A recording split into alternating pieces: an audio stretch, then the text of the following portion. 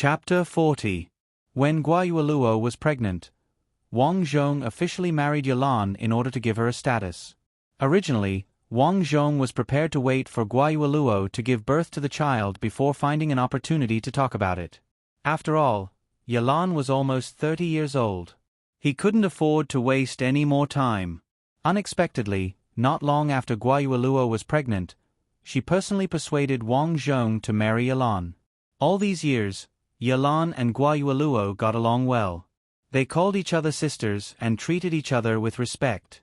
Although Yalan didn't say anything, Guayueluo could tell that Yalan wasn't married at this time because she was waiting for Wang Xiaoyu. Thus, Guayueluo discussed this matter with Wang Zhong. Of course, Guayueluo wasn't selfless. She was pregnant now and couldn't sleep with Wang Zhong. Wang Zhong was still young. In order to prevent Wang Zhong from going out to flirt, Guayueluo turned her attention to Yalan. After all, Yalan was quite to her liking. She was also sincere to Wang Zhong. She worked hard in his family without complaint. Several times, her parents said that Yalan was good behind her back. After talking to Wang Zhong, Guayueluo personally told Zhang Xiaohong about the matter. As Wang Zhong's mother, Zhang Xiaohong personally discussed the matter with Yalan. At first, Yalan was worried that Guayueluo would be angry. However, after Guayueluo personally explained, she nodded and agreed. That day, Wang Zhong went to the street to buy a jade bracelet and gave it to Yalan. A month later, Wang Zhong followed the tradition and gave a pair of gold and silver jewelry as a betrothal gift. Crackle! As the firecrackers sounded, Wang Zhong officially led Yalan into the house. In the blink of an eye, Wang Zhong was already 28 years old. Guayueluo's belly was very good.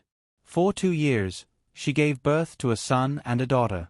The eldest son, Wang Long, and the daughter, Wang Xiaoqiao, were both extremely handsome.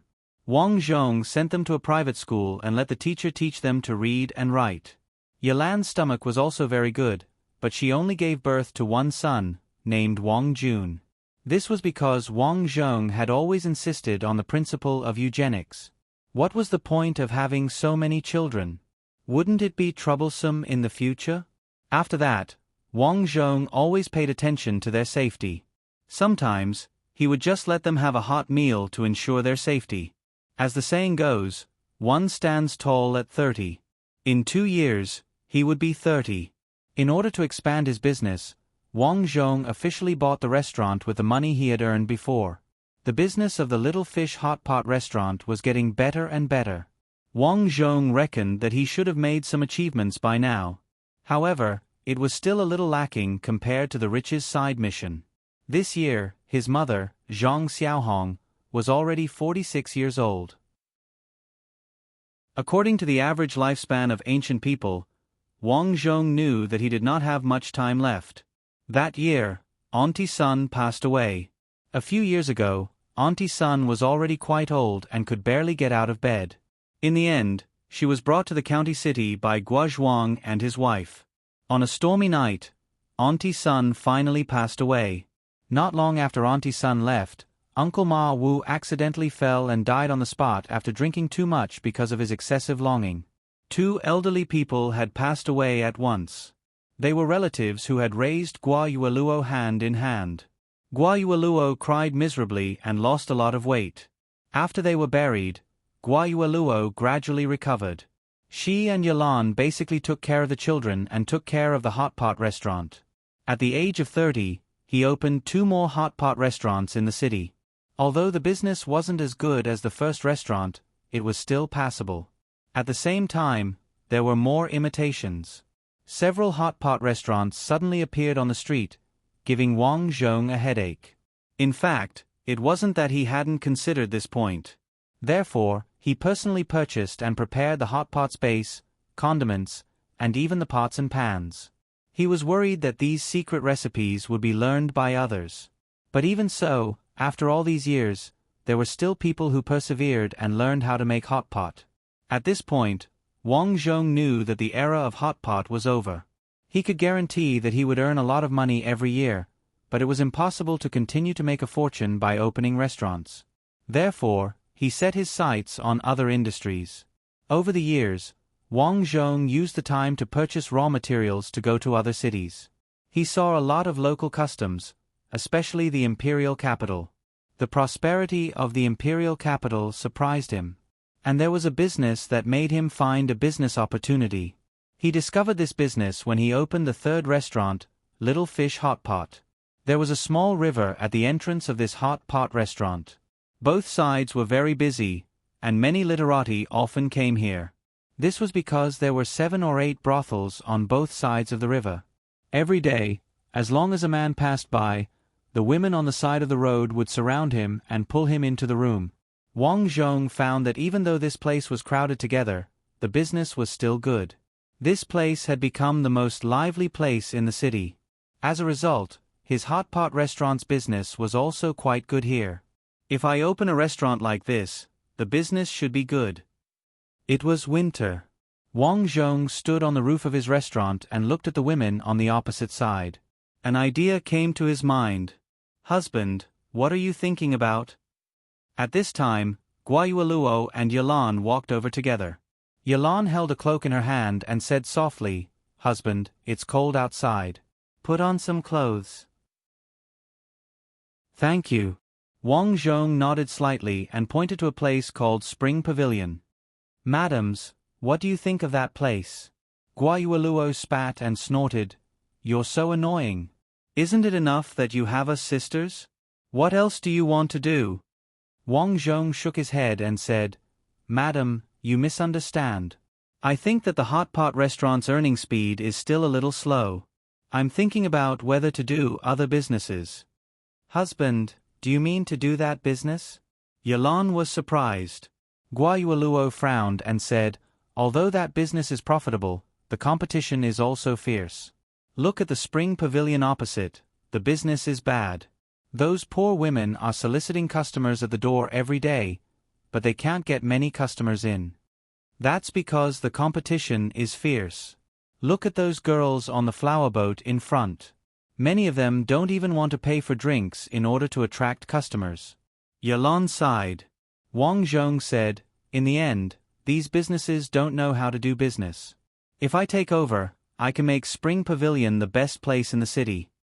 As he spoke, Wang Zhong was already thinking about how to renovate this winter jasmine brothel, whose business was not doing well. Chapter 41. Qian Province. It was the continent where Wang Zhong's family was currently staying. This continent was extremely vast. Hundreds of years ago, there were many large and small countries here. Later on, a king named Wu Yong led his troops to conquer the north and south. In the end, he unified the entire Qian province and established the country as the Qian province with Qian capital as its capital. Meanwhile, the city Wang Zhong was in was located on one of Chengdu's main roads. As such, this place was exceptionally bustling. There was a large river in the city. Apart from eating, drinking, and playing on both sides, it was basically a place to drink with prostitutes. Many brothel boats would often pass by this place. After paying the county government some silver and establishing connections, these brothel boats would dock by the river and start doing business, attracting many men to drink with prostitutes. As a result, some of the local brothel shops had no business. For example, the Spring Fragrance brothel opposite Wang Zhong's third hot pot restaurant. A few years ago, this brothel's business was quite good. There were about 20 women inside and people came and went every day. Business was so good that it couldn't wait to be done. But in recent years, as the number of brothel boats increased, the brothel's business became worse and worse. On this day, the Spring Fragrance brothel opened at noon as usual.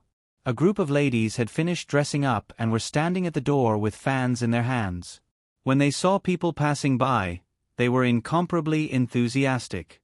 But just like a few days ago, for some reason, business had been going on recently. These people all ran to the brothel boats in the middle of the river, causing them to be incomparably depressed. "I can't live like this." A lady angrily returned to the house and threw her folding fan. "Business is getting worse. I haven't opened for a week. Sigh, if this continues, we can only close down." The brothel keeper named Chrysanthemum shook her head and sighed. She took a sip of tea and looked around in a daze. She took over this shop from her foster mother. Back then, she was the top hostess here when she was 14. Her stage name was Chrysanthemum. Back then, business was so good that people had to line up at the door and couldn't be chased away. Especially her. If one wanted to drink with her, not only did they have to pick the time, they also had to increase the price. Back then, how glorious was she? Which of her peers on the street didn't give her some face? Which woman didn't squeeze their heads to work for her? But now, there were so many people at the door. Business was so bad that the girls had to eat porridge every day. There was no meat or fish at all. Look at how thin the girls were. Could it be that the spring fragrance brothel is going to fall at my hands? Am I really going to accept old Gur from the village and spend the rest of my life with him? Do I really have to go back to the village to plant crops? I can't accept it, I can't accept it, I'm still young, I'm only 40. Jew was disappointed and despondent. Thinking of the difficult days ahead, she could not help but cry. Hey, someone's coming. Suddenly, a cry of surprise came from the door. It's Manager Wang. Which shopkeeper Wang? A young lady was puzzled. It's the manager Wang who opened the small fish hot pot restaurant. Isn't his branch restaurant just diagonally across from us? Last time, during the opening sale, my husband and I went there to eat. I recognize him. He's very good looking. Hearing that, the girl's eyes were wide open. He was the god of wealth. Not only was he rich, but he was also handsome. Which girl wouldn't like him? Therefore, they all surrounded Wang Zhong. Get out of my way. Seeing the group of girls surrounding him, Wang Zhong's face was expressionless as he shouted coldly. Perhaps because his aura was too strong, the group of girls hurriedly stepped back with fear in their eyes. Behind Wang Zhong, there were two servants. They expressionlessly followed Wang Zhong into the house. Both of them were experts in fighting. Wang Zhong asked them to be in charge of his safety. Who's the boss here? Wang Zhong casually found a seat and asked.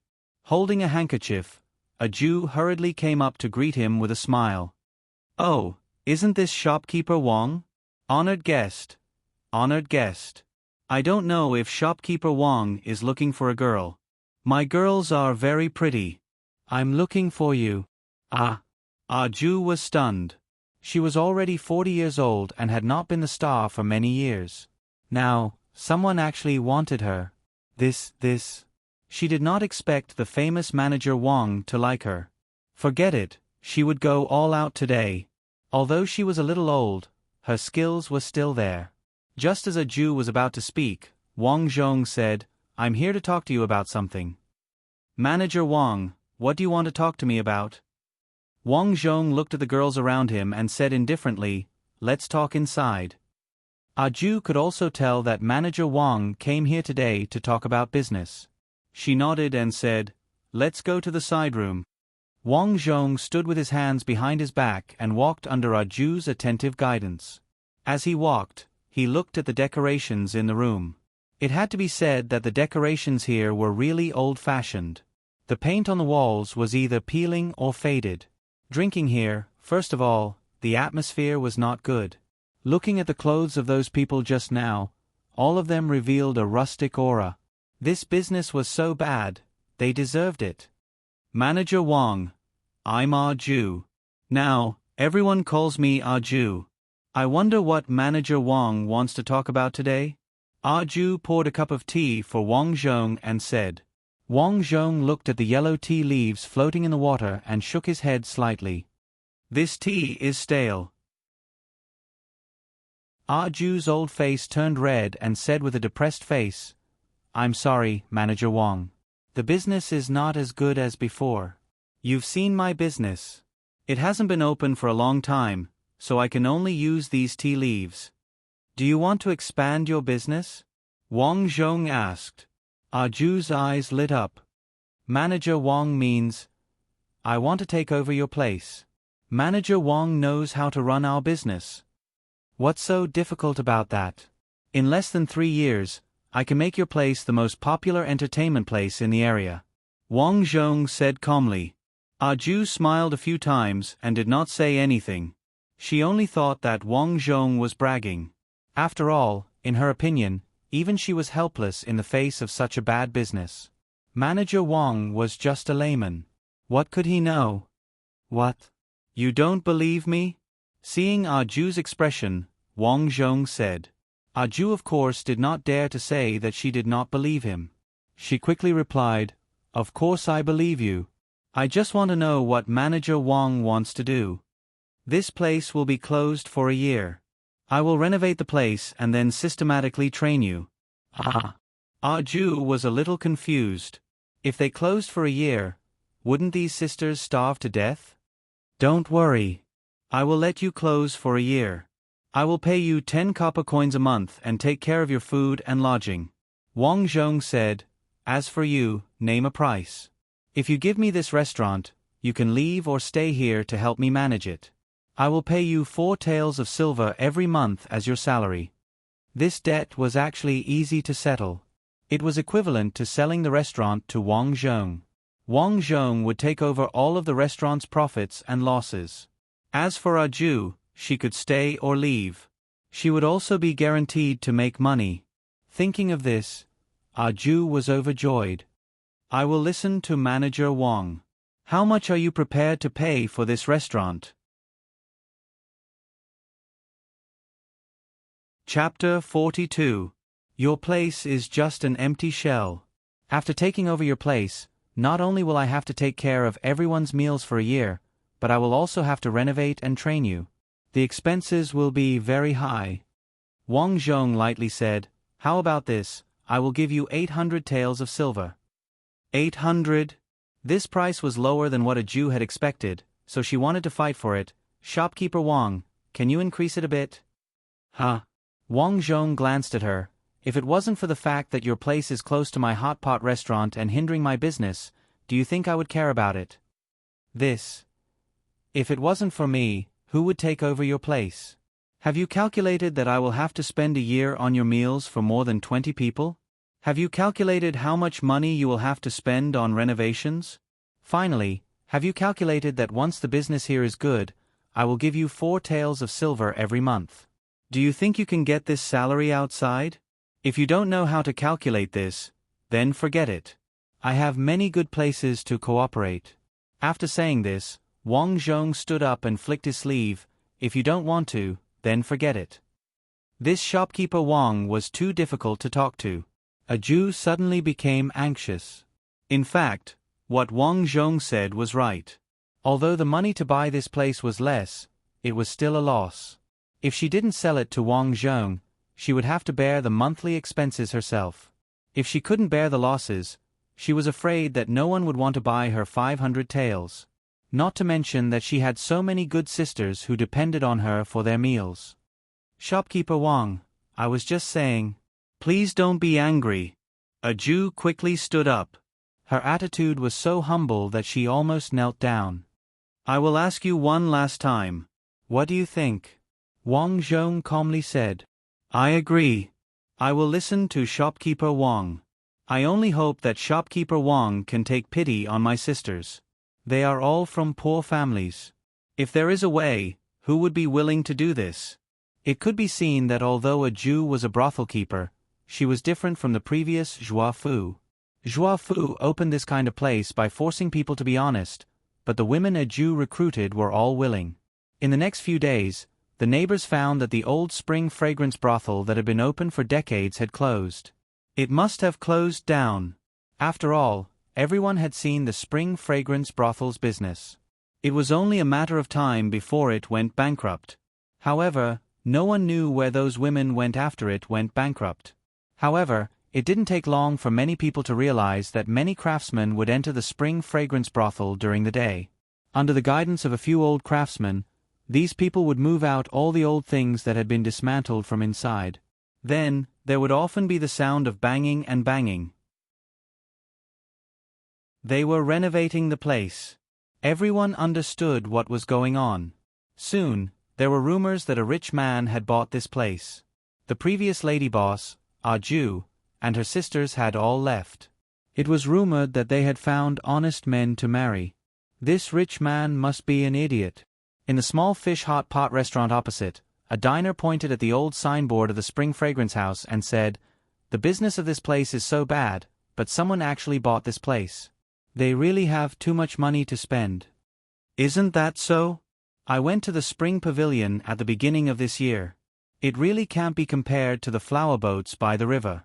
The quality is too low. Just wait and see. It won't be long before that rich man regrets it and loses money every day. The diner smiled disdainfully and put a few pieces of mutton into the hot pot. Come, come, come.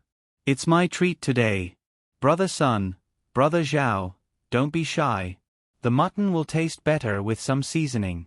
Hearing the diner's comments about the spring fragrance brothel, Yalan, who was doing the accounting at the counter, felt uncomfortable. Out of consideration for his reputation, Wang Zhong didn't let a Jew tell anyone that he bought the spring fragrance brothel. Now that she heard the diner's comments, Yalan was also worried that they would lose money. Guo Yueluo, who was beside her, wasn't worried. She pouted and said softly, "Sister Yalan, listen to those people. They don't know anything. They think that our husband will be as stupid as them and lose money. Yueluo, do you believe that our husband will succeed?" "Of course he will. I grew up with him and I have never seen him fail in anything," Guo Yueluo said proudly. Yalan smiled dotingly. "Well, although we can't help our husband in this aspect, managing the 3 restaurants for him is the greatest support we can give him." "Yes, yes." While the 2 girls were chatting, Ju and the other girls were all arranged by Wang Zhong to stay in the backyard of the second hot pot restaurant.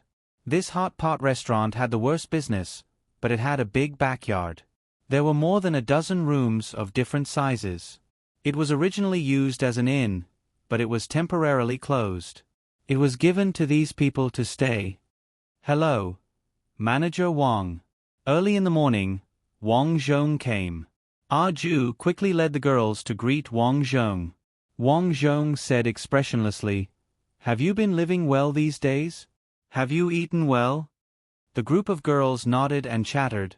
"We have eaten well. We have meat and fish to eat every day." "Yes, yes, the hot pot is delicious.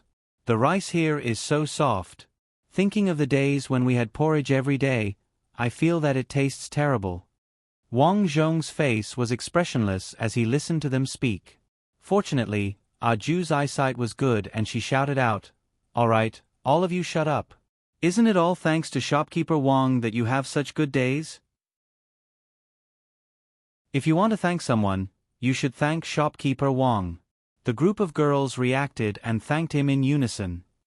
"Since everyone is satisfied, I will talk about your responsibilities. Everyone, listen to me.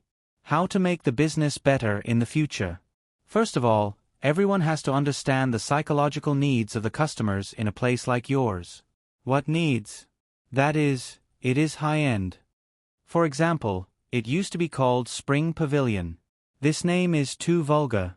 In the future, it will be changed to Heaven on Earth. This name is not only elegant, but also has a celestial aura. This makes it high-end and grand. Don't those literati like this?" Ju nodded repeatedly. "Heaven on Earth, this name is good." Wang Zhong continued, "It is not enough to just change the name. You have to learn how to dress. Look at all of you.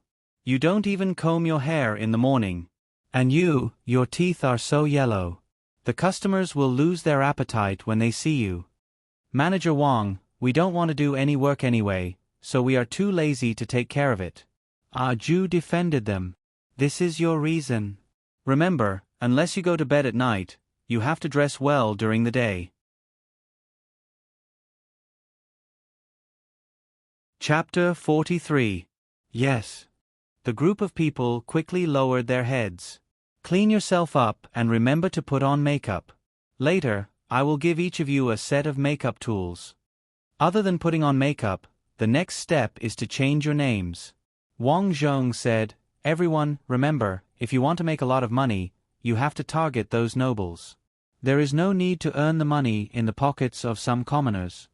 "Then how do we earn the money of those nobles?" "First you have to raise your status. For example, you, Ju. Hey, what did shopkeeper Wong call me for? Ju quickly responded. Do you think your name, Chrysanthemum, sounds good? Vulgar, too vulgar. Hearing it makes people lose their appetite. From now on, you will be called Chrysanthemum Fairy. Ah. Don't you think that once you are called Chrysanthemum Fairy, it gives people a different feeling? This is called raising your status. Chrysanthemum Fairy, where do you live? Wang Zhong continued to ask. Ju quickly replied, Dama Town Native Dog Village. Hee. Native Dog Village. If the guests ask, how do you think they will think of you?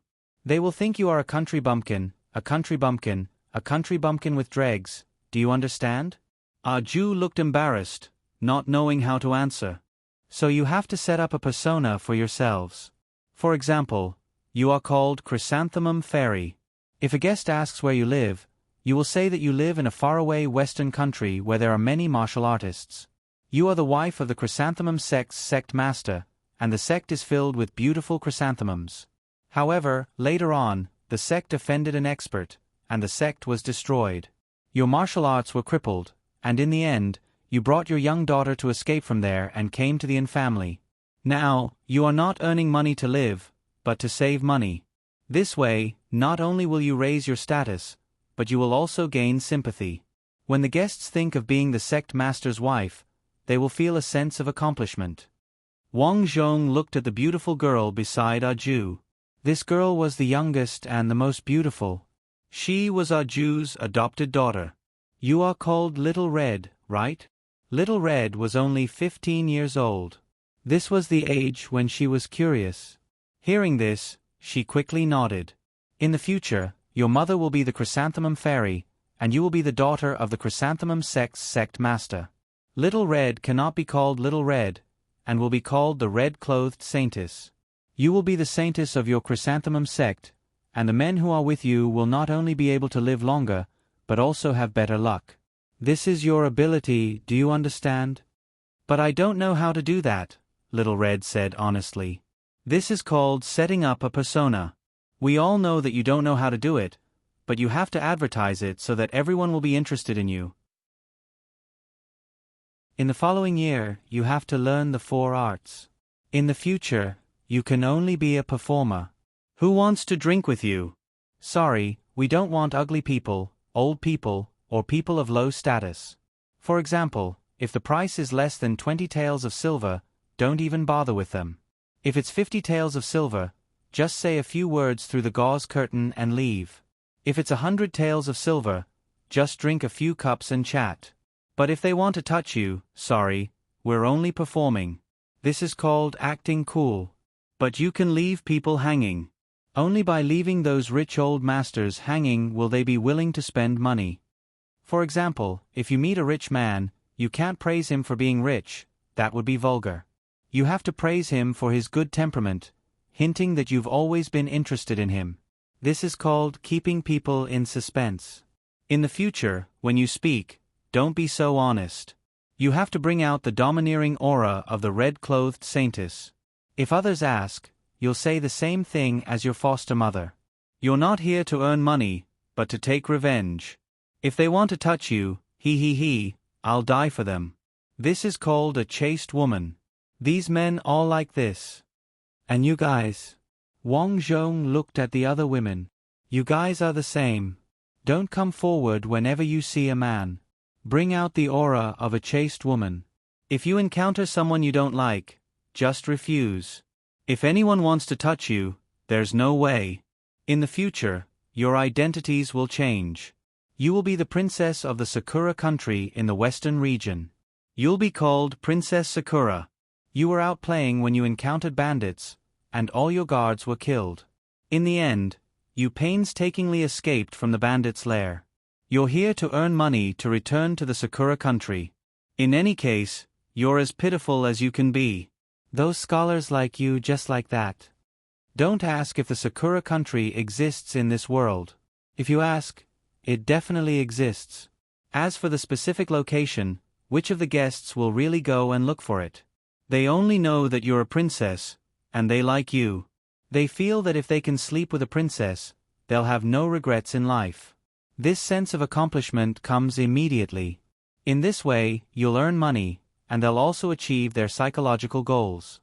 Everyone will be happy. It's a win-win situation. And you, in the future, you'll be the eldest daughter of the Eastern Green Leaf Empire's great general. Your name is Zhang Xiaodai. Your father, Great General Zhang, was harmed by a treacherous official, and you fled here. Your persona is fierce and domineering. You'll glare at people for no reason, and you'll wear a fake sword at your waist. You'll announce to the outside that you know 18 different kinds of martial arts, letting people know that you're not to be trifled with. And you, in the future, you'll be the Wudong sect's great senior sister. You'll be called Saintess Ice Heart. You cultivate the Ice Heart technique, so you're not allowed to smile. You give people the impression that you're cold, rather cold. Anyway, you must be cold. If you dare to smile, a month's worth of wages will be deducted. You're stranded here because Great Senior Brother wanted to have you. You'd rather die than submit, and in the end, you were seriously injured. You're hiding here to avoid the Wudong sect's pursuit. Wang Zhong spoke for an entire day. He spoke about the personas of every woman here, and asked them to remember their personas. After that, he would do a spot check. If anyone couldn't recite these personas, they would be fined 3 months of salary. In fact, what he said was just learning and selling. In modern society, some high-end places would package people as famous university students, air stewardesses, young models, or do repair surgeries. He was actually more or less the same. Towards these women, Wang Zhong only gave some of the good-looking women a grand persona. As for those with low looks, their persona was a bit more ordinary. However, in his words, although the persona was ordinary, it had to be miserable. The kind that was as miserable as it could get. For example, there was a person called Wang Xiaoye. Her persona was that her father had gambled and sold her here. Since she was young, she had not been able to eat enough or wear warm clothes. She was very pitiful. There was also a woman called Guo Wen. After she got married, her husband was idle, and in the end, he gambled and sold her to someone else as a concubine. In the end, someone else didn't want her, and she ended up here. Wang Zhong reminded them of the most crucial point, which was that they absolutely could not say that they came here of their own free will. In any case, they were forced into various situations and faced various difficulties in life. In the end, they had no other choice but to come here. In other words, he was trying to gain sympathy. Following that, in order to recruit more good-looking women, Wang Zhong asked a Jew to contact some of the women she knew. These people were all willing to live in poverty, and all of a sudden, they recruited another 10 or so. After that, Wang Zhong specially recruited lawyers and teachers to teach them how to read, write, play the zither, and paint. There were a few people who learned martial arts, and Wang Zhong personally taught them martial arts, training them to be valiant and heroic. After half a year, the temperament of the group of women had changed a lot.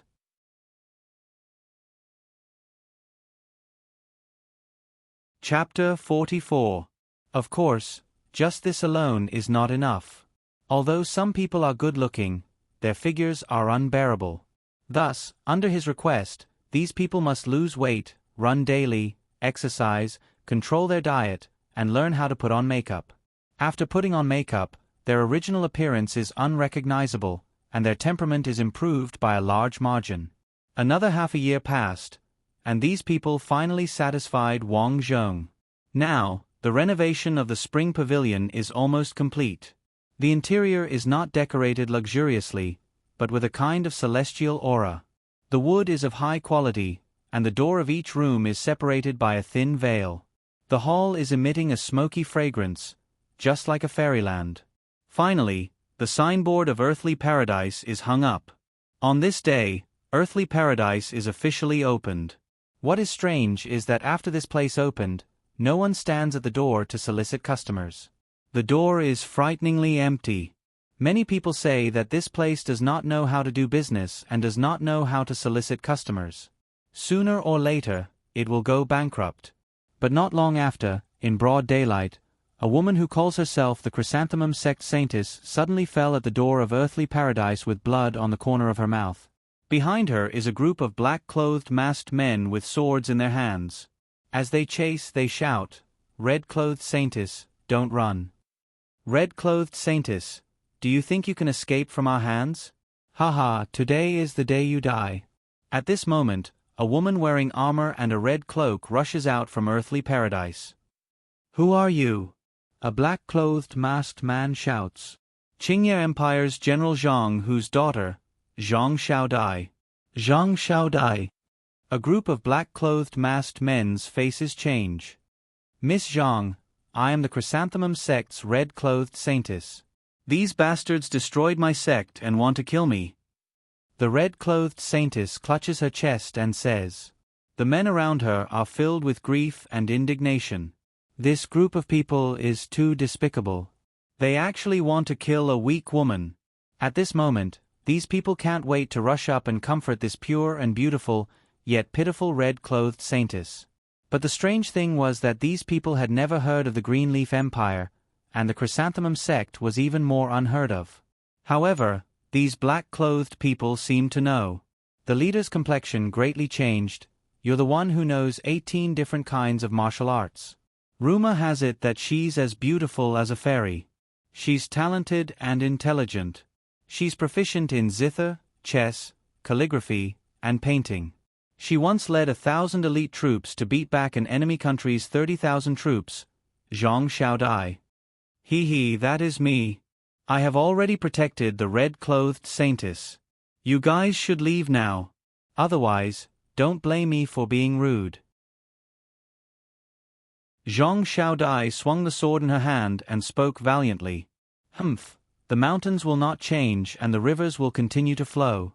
Zhang Xiaodai, we will settle this debt sooner or later. Brothers, retreat. This group of people ran like gangsters. Zhang Xiaodai helped the red-clothed saintess up and said, "Miss, let's talk inside." "Thank you for saving me, Sister Zhang. Sigh, we're all in this place. Let's talk inside." This scene was seen by the people on the roadside, and within a few days, the whole city was stirred up. "Have you heard? The red-clothed saintess of the Chrysanthemum Sect is now in Heavenly World." "Well, I heard that there is a strange woman there. She is called Zhang Xiaodai or something. She is as beautiful as a fairy. She once led 1,000 elite soldiers to defeat 30,000 people. Unfortunately, her father was framed, and she was stranded here. So miserable. I really want to comfort her." Don't even think about it. I heard that a few days ago, our county magistrate's son went there, but he could only drink a few glasses of wine with Miss Zhang Xiaodai. He didn't even touch her hand. That's right. After all, she is the daughter of a great general. If he had not been framed, in terms of status, the county magistrate's son would not even be qualified to drink wine. Just as they finished speaking, someone hurried into the house. "Have you heard? The saintess of the Wudong sect, Bing Xin, actually refused Mr. Qin's son's invitation to go out and see the lanterns. Mr. Qin's son, the Qin family. He is a rich man here. Isn't that right? His son has been giving Bing Xin saintess gifts for 10 days in a row just to win her smile, but she has never smiled even once. Mr. Qin's son is heartbroken because of this and is crying and making a scene at home. That's normal. I heard that Bing Xin saintess is extremely cold and arrogant. No one has ever seen her smile.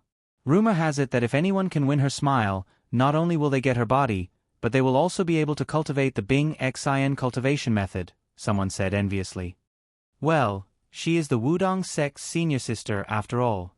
If her senior brother did not want to have Bing Xin saintess, she would not have been stranded here, so it is normal for her to be unhappy," someone said regretfully. "What a chaste woman. It is rare that Mr. Qin's son has the patience to pursue her." Tisk, tisk, tisk. Now, as long as people were chatting in the tavern, they would talk about heavenly earth. It couldn't be helped. Every woman in the story had their own story. Some people liked the cherry blossom princess, some liked the ice heart saintess who never smiled. Even more people liked the top girl, the red-clothed saintess of the chrysanthemum sect. These women all had one thing in common, and that was that they only sold their skills. Princess Cherry Blossom liked to paint. Bing Exine Saintess knew fist techniques. Miss Zhang Xiao Dai was the fiercest, and she knew how to use a sword, while Bing Exine Saintess was proficient in the 4 arts. Of course, there were also people who wondered why these amazing women were all gathered in one place. Later, there were rumors that the boss behind Heavenly Earth was a man with remarkable abilities. He had traveled outside for many years and met Princess Cherry Blossom, Bing Exine Saintess, and the others, so he invited them here. No one knew where this rumor came from.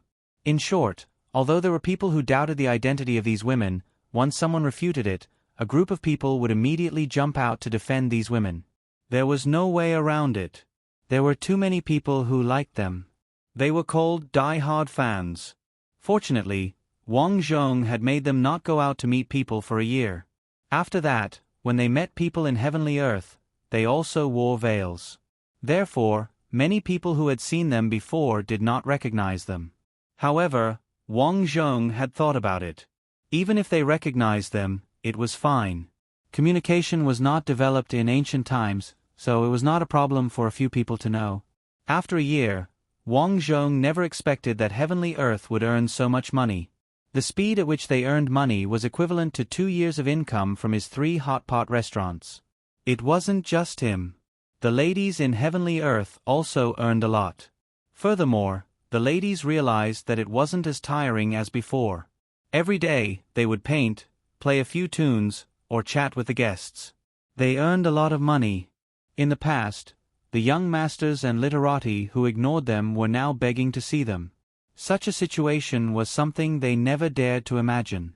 On the surface, Wang Zhong was still manager Wang, who opened 3 hot pot restaurants in the city. But in reality, he was the boss behind Heavenly Earth.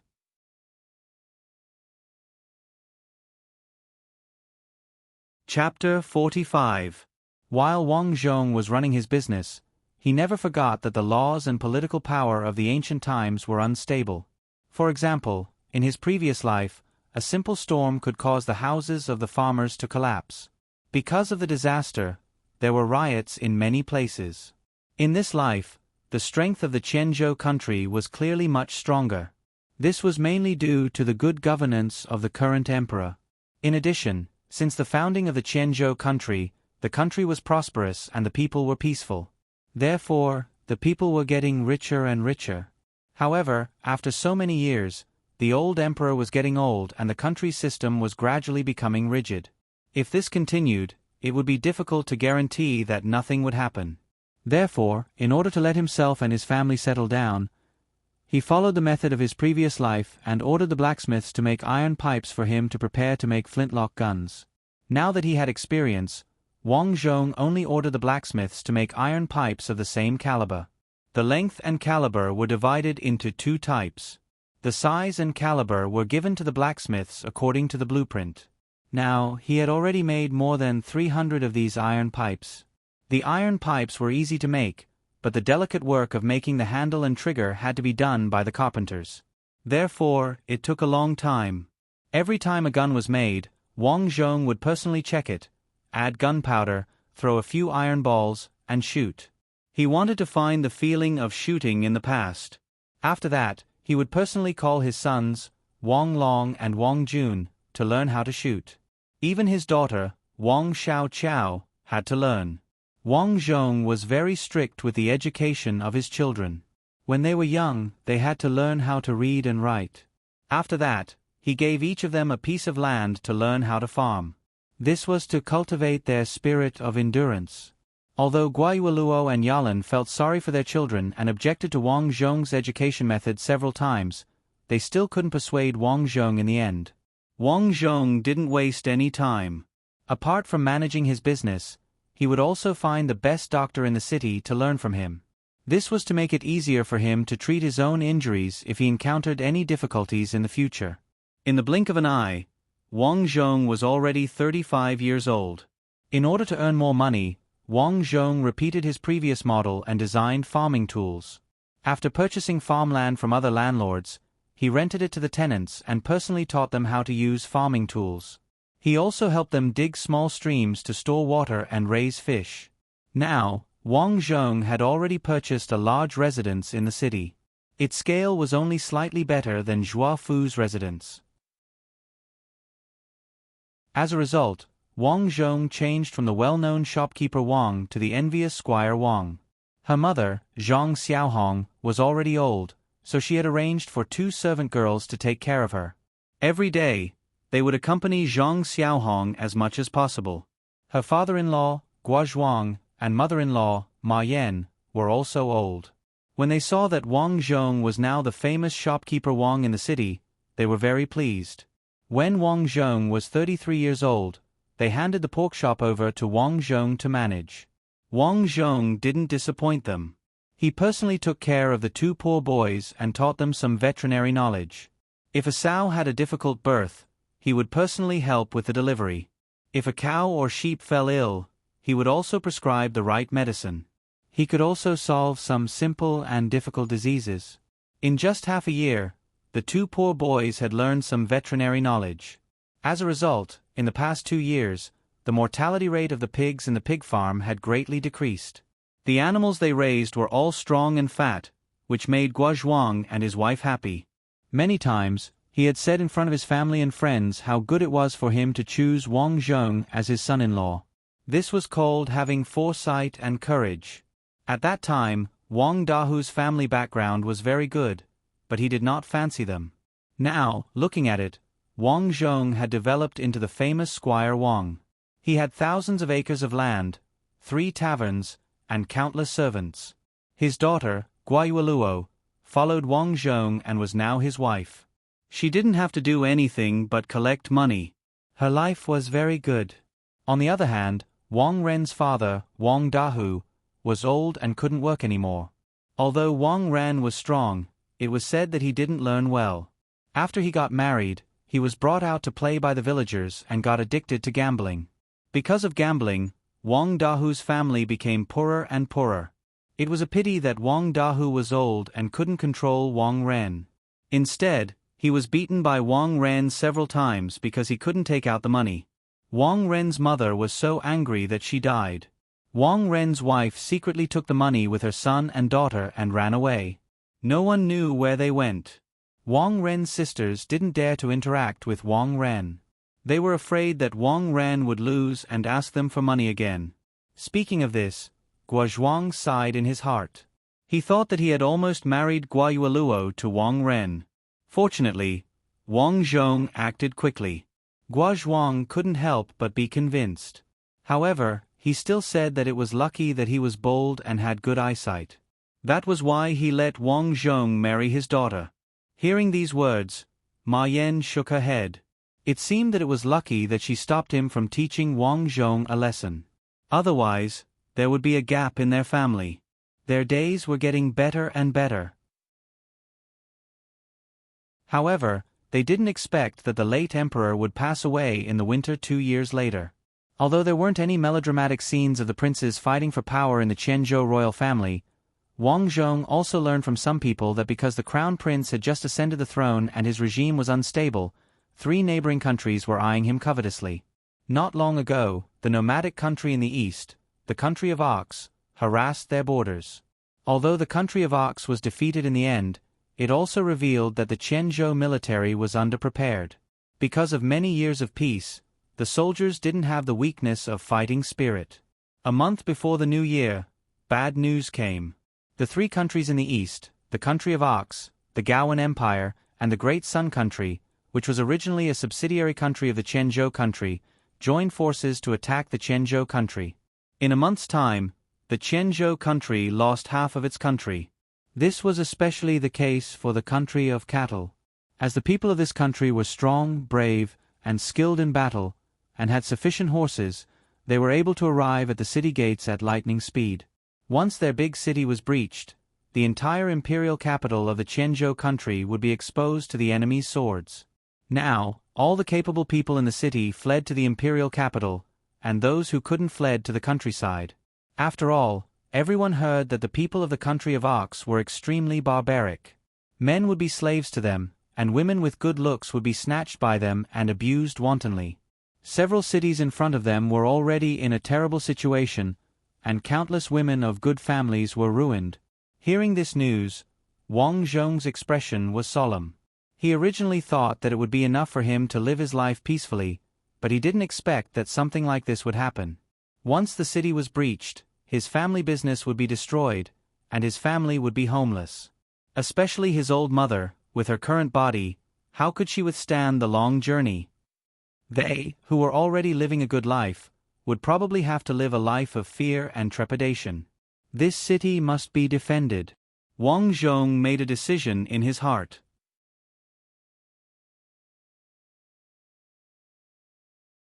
Chapter 46. Father, let's go. I saw the Qin family, the Sun family, and several other big families leave with their carriages early in the morning. If we don't leave now, there won't be enough carriages. Early in the morning, Wang Long and Wang Jun's two sons knelt in front of Wang Zhong and persuaded Wang Zhong to leave. Look at how useless all of you are. We have so many people in our family. Even if we run to wherever we go, your grandmother is already so old. Will her body be able to take it? Wang Zhong scolded. Furthermore, those people haven't even fought their way in yet, and you're already so scared. Father, I'm not afraid. But if you and Mother stay here, I'm afraid something will happen. Wang Long said with a sad face. Wang Jun also nodded. You go first. We'll stay here. Fine, leave this to me. I'm not an old fool. Wang Zhong snorted. Have you forgotten that we have flintlocks? But I remember that we only made 1,000 flintlocks. It's not enough. Wang Long said. Father, the enemy has 30,000 soldiers. Yesterday, I heard from the governor that there are only 5,000 soldiers in the city. Although there are reinforcements from the capital, they won't arrive until 7 days later. We can't stop them. Wang Jun analyzed. Yalan walked to Wang Zhong. Husband, what should we do? Husband, no matter what decision you make, I'll be on your side. But let the children run. What if? Before Guayueluo could finish, Wang Long and Wang Jun both shook their heads. Mother, if you don't leave, how can the children leave? Wang Jun nodded heavily. Although there was deep worry in his eyes, he gritted his teeth and said, Father, Mother, take grandmother and sister and run. Leave this to us. Wang Zhong waved his hand. Don't worry. Although there aren't enough flintlocks, I tested a new weapon a month ago. At this time, a group of armored soldiers walked in. Shopkeeper Wang. When the leader saw Wang Zhong, he quickly cupped his hands and said, I have brought 1,000 soldiers with me. Do you really have a way to fight the enemy? This person was Zhao Jie, the general of the city defense. A few days ago, when he was at a loss on how to defend against the invading enemies, Wang Zhong brought people to find him and said that he had a way. He then showed Zhao Jie his flintlock. After seeing the power of the flintlock, Zhao Jie was overjoyed. But the problem was that there were too few of them. The country of Ox had a lot of heavy cavalry, a total of 10,000 heavy cavalry and 20,000 infantrymen. Infantrymen were still manageable, but once the cavalry charged, the flintlocks would be useless. However, Wang Zhong said that he would look for him in a few days. He had a way to deal with the enemy. General Zhao, the new weapon I designed is ready. Please follow me to the open-air plaza. All right. At the same time, on the country of Ox's side, 30,000 soldiers had already set up camp in the wasteland outside the city. The surrounding villages were robbed clean by the country of Ox's people. Countless people were killed and corpses were strewn all over the place. Countless people fled in all directions, their families separated. As for Wang Dahu's family, because they couldn't escape in time, Wang Dahu and his son both died in the hands of the country of Ox's soldiers. At this moment, in the country of Ox's camp, Grand Marshal Niu Chong looked at the map of the city and said coldly to his subordinates, This citadel is the most convenient city for Qianzhou to get to the imperial capital. The general guarding the city is called Zhao Jie. This person's father was the founding general of the country and had followed his father to war. He can't be underestimated. Grand Marshal, No matter how strong this person is, according to our intelligence, there are only 5,000 soldiers left in the city. Although the 20,000 reinforcements from the imperial capital are here, it will take another 7 days. This period of time is enough for us to break into the city and take Zhao Jie's head. A burly man said fiercely. He cupped his hands and shouted, "Grand Marshal, I am willing to be the vanguard and break into this citadel." "Brother Nyohan, why are you in such a hurry to break into the city?" a soldier on the side joked. Nyohan laughed. "To be honest, Grand Marshal, I have heard that there is a place in this citadel called Heaven on Earth. There are many strange women there, such as the wife of the Chrysanthemum sect's sect leader, the Chrysanthemum Fairy. I heard that although she is already 40 years old, she is very charming. There is also the Chrysanthemum Fairy's daughter, who is the Chrysanthemum sect saintess, known as the Red-Clothed Saintess. If anyone can get her, not only will they be able to obtain a cultivation technique, but they will also be able to live longer. I am willing to take her and give her to the Grand Marshal." When the other soldiers heard this, their hearts skipped a beat. The soldier who spoke before said suspiciously, "Chrysanthemum sect, I have never heard of this sect." This Nyohan actually didn't know what the Chrysanthemum sect was, but in order to show that he knew more, he retorted, "That is because you are ignorant. The Chrysanthemum sect is located in a distant western country and has been passed down for hundreds of years. There are countless disciples in the sect, and it only became like this because it was framed by the enemy." "That's right, I heard that the Qingye Empire's general's daughter, Zhang Xiaodai, is also there. That Zhang Xiaodai once used 1,000 elite soldiers to defeat 30,000 elite soldiers. Not only is she proficient in martial arts, but she also knows the art of war." Another person said. "Zhang Xiaodai." Grand Marshal Niu frowned. "This woman is actually so strong. This time, we have 30,000 elite soldiers, but the enemy has 5,000 soldiers. If Zhang Xiaodai makes a move," Nyohan smiled, "don't be afraid. Our soldiers are strong. If Zhang Xiaodai dares to make a move, I will be the first to take her down. When the time comes, we will let her know how strong we are." Everyone smiled wretchedly, but Grand Marshal Niu was still vigilant. "Since it is still early, we still need to collect more information about the citadel to avoid making a big mistake. After all, although we have already taken over half of the cities in the kingdom of Qianzhou, the main military strength of the kingdom of Qianzhou is still there. If we wait for them to react, we will suffer a great loss. Therefore, we must be careful." "Yes, Grand Marshal." "Okay, go and prepare. We will challenge them the day after tomorrow." "Yes."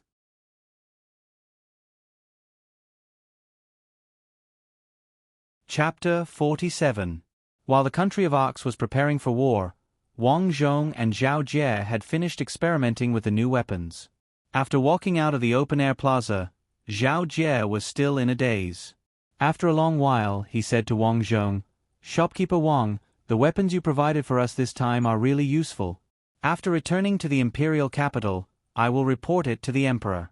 You will definitely not be mistreated. General Zhao is too serious." Wang Zhong said politely. He did not decline. After all, if Zhao Jie really helped him, it would be beneficial for him. "Yes, I have already trained the soldiers with the flintlock guns you gave me. I also asked the craftsmen to make them in large quantities. Unfortunately, the time was too short. Otherwise, the country of Ox would have died without a burial ground." As the two spoke, Wang Zhong invited Zhao Jie to his hot pot restaurant for a meal. Because of the war, the originally bustling city was deserted.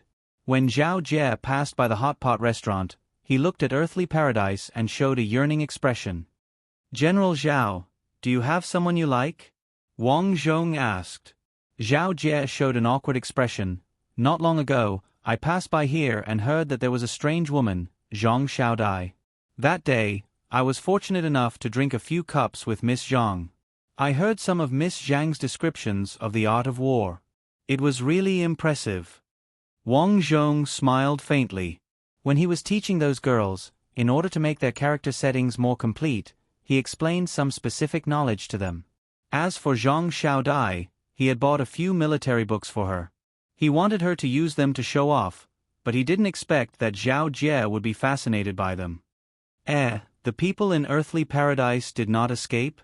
Zhao Jie saw that although the door of earthly paradise was closed, there seemed to be people upstairs. Yes, the people inside did not leave.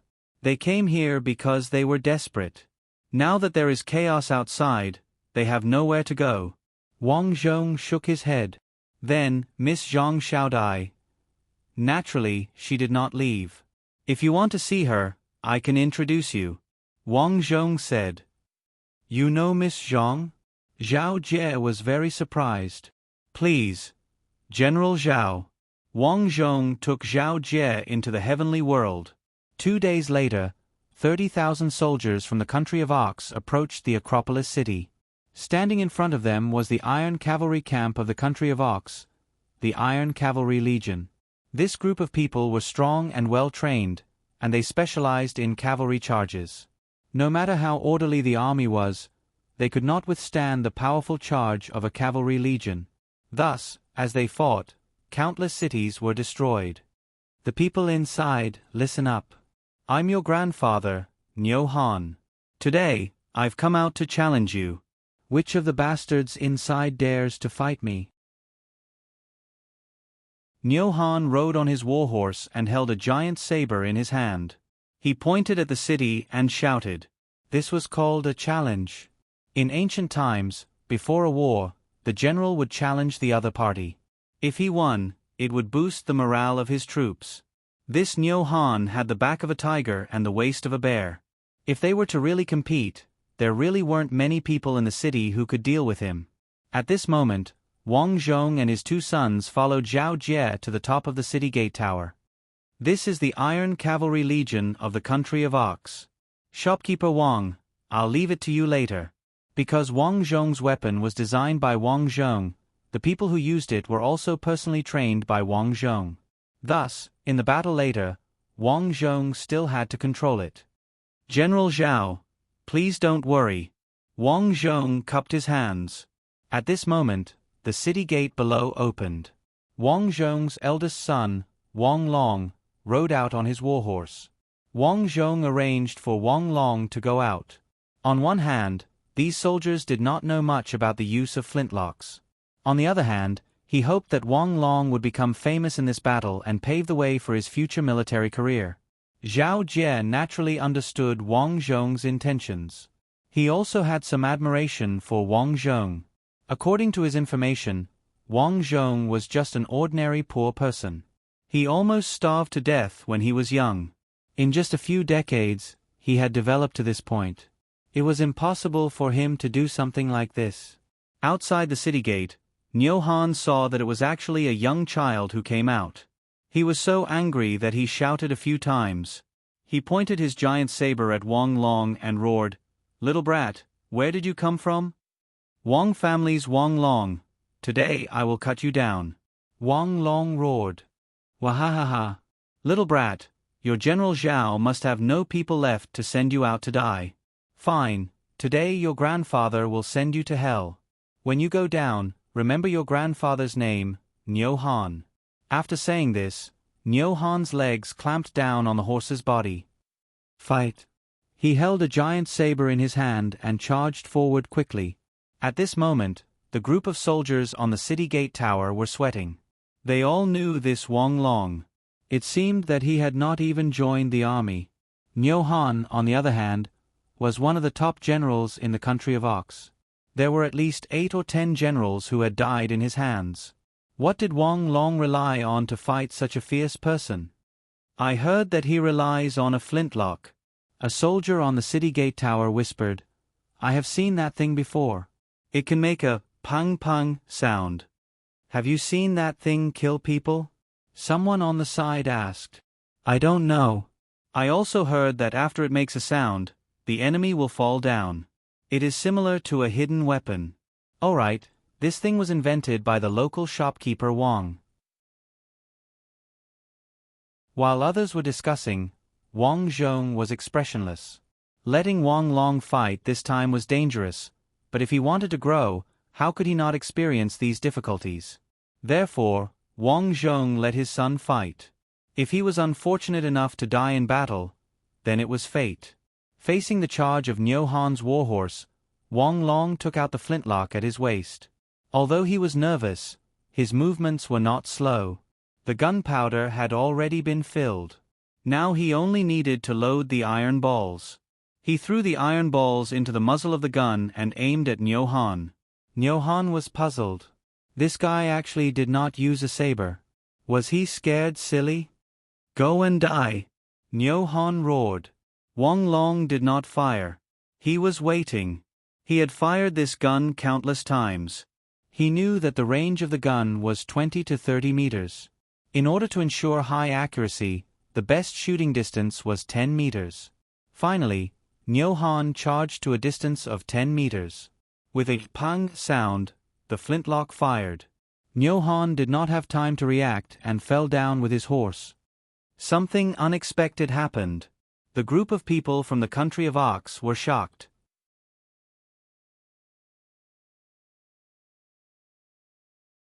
Chapter 48. Everyone looked at this scene in shock. Everything was fine, but Niu Han was sent flying along with his horse. Their first reaction was that Niu Han had an accident while riding. Only Wang Zhong's side who knew about flintlocks knew that this was the result of Wang Long's shot. Wang Long wasn't complacent because Wang Zhong had taught him not to get close to the enemy before confirming their death. Thus, he decisively reloaded the gun. At the same time, Niu Han stood up crookedly. His armor had already been pierced through. This so-called armor was actually a thin piece of iron sewn onto the skin of a wild beast. After all, the country of Ox was a nomadic tribe. This tribe had not yet reached the point where their entire body was made of iron armor. Iron was a very precious thing to them. Thus, under the powerful power of the flintlock, these armor were useless. At this moment, Niu Han had 3 bloody holes on his body. However, the wounds weren't fatal. He still stood up and dragged his broadsword. What is this thing? What is this thing? Why am I injured? Something that will take your life. Wang Long aimed his gun at Niu Han and fired again. Bang! The bullet was fired again. Niu Han groaned and was hit again. This time, he couldn't stand up. Zing! Wang Long drew the long sword from the horse's back and shouted, "Victory!" Ja! The horse charged at Niu Han. Niu Han wasn't dead yet, but his body was filled with bloody holes. He couldn't hold on anymore and could only watch as Wang Long's long sword slashed at his neck. Poochie! Niu Han's head flew out. Wang Long rushed over and stabbed his long sword into Niu Han's eye socket. He raised his sword and shouted, "I, Wang Long, who dares to challenge me?" On the city gate tower, Wang Zhong nodded with gratification. Compared to Wang Jun, this kid loved to be in the limelight. However, he was in the limelight this time. After this battle, his son's name would probably spread out. Dong dong dong. At this moment, the war drums sounded from the country of Ox's army. This was to build up the morale. After all, Niu Han's death was a huge blow to the country of Ox's morale. The generals couldn't understand how the strong Niu Han died. What weapon is that guy holding? Marshal Niu stared coldly at Wang Long and asked. I'm not sure, but I think that Wang Long was able to kill Niu Han because of his weapon. That weapon should belong to the hidden weapon category. If it was a one-on-one fight, he would not be a match for General Niu Han. Everyone nodded in agreement. This kind of weapon is too dangerous. Inform everyone that General Niu Han was injured by the enemy's hidden weapon. These people from the Qianzhou country are really insidious and cunning. The enemy's strength is not enough to defeat General Niu Han. Since they can't defeat him, they actually used hidden weapons. We must avenge him. Marshal Niu ordered. Yes, Marshal. His subordinates went to inform the others. Their intention was simple. Although Niu Han had died, they wanted to tell the whole army that Niu Han's death was unjust. He did not die in battle, but was killed by a hidden weapon. Sure enough, the morale of the entire army was raised by a few notches. Many people were filled with righteous indignation when they found out that General Nyo Han was killed by a hidden weapon. Revenge. I have to avenge General Nyo Han. The people from the Qianzhou country are too insidious. Since they can't defeat us, they actually used hidden weapons. Kill them all. At this moment, several riders rode out of the camp and shouted, "Despicable and shameless people! How dare they use hidden weapons to frame General Nyo Han? Avenge him! Haha! Since they can't defeat us, they use it together? Good." Wang Long snorted and decisively took out 2 long spears from the back of his horse. Although this kind of flintlock spear was longer than the short-handled ones and was not easy to carry, it won in terms of attack power and durability. Bang! Bang! 2 shots were fired and the 2 pursuers fell to the ground with a thud. Wang Long did not want to tangle with these people and decisively ran towards the city gate. Dong! Dong! Dong! The war drums from the country of Nyo were beating more and more urgently. The formation began to disperse. They were preparing to attack. They only have 5,000 defenders. Soldiers, charge. The city wall is only 5 meters tall. The first one to reach the top of the city wall will be promoted to Deputy General. He will be rewarded with 1,000 taels of silver and 3 beauties. Those who kill more than 20 enemies will be promoted to Deputy General. Those who kill more than 10 enemies will be rewarded with 1,000 taels of silver. In order to raise the morale of the soldiers, the generals who led the soldiers to charge shouted. In an instant, the morale of the entire army was raised. Everyone's eyes were red as they rushed towards the city wall. This wasn't for the war, but for the future, for the position, for money, and for women. In other words, they were all fighting for themselves. Wang Zhong stood calmly on the city wall. The others beside him were getting nervous. After all, there were too many people rushing over. Due to years of peace, there were less than 1,000 arrows and less than 10,000 catties of hot oil in the city. In other words, they could only rely on the 5-meter city wall to defend. They couldn't help but look at the round objects by their feet. These objects were said to be made by a shopkeeper named Wang Zhong. One only needed to ignite a fuse on the side of the round ball and immediately throw it under the city wall. Alright, they heard that these things were called cannonballs. These cannonballs weren't for them to use. It was said that they were specially trained to use them. Therefore, this group of people was very curious. Could this round ball of dirt really stop 30,000 soldiers? Wang Zhong took out the cannonball and shouted at the group of trained grenadiers, "Throw it wherever there are the most people. But remember, throw it when you light it. You all know how powerful it is. If you light it and still keep it in your hand, no one will come to collect your corpse." That's right. Wang Zhong had been introducing these homemade bombs to General Zhao Jie these days. They were also the so-called homemade bombs. The manufacturing process was very simple. After firing a fist-sized clay jar, one would fill it with gunpowder and crushed stones. Then, the mouth of the jar would be sealed with mud. A fuse would extend from the mouth of the jar. This fuse would burn for about 7 to 8 seconds. He purposely left it a little longer. After all, these people hadn't been trained for a long time. If the fuse was too short, it would be troublesome if something happened. Kill! The battle cries of the country of Ox shook the sky. What made these people feel strange was that the city wall didn't even release a single arrow. They must be scared. Everyone was overjoyed. These bunch of bastards are scared. Raise the scaling ladders and climb up. With an order, 20 scaling ladders were carried up to the city wall by a dozen people. Ram the city gate. 20 muscular men carried a huge round log and were already very close to the city gate.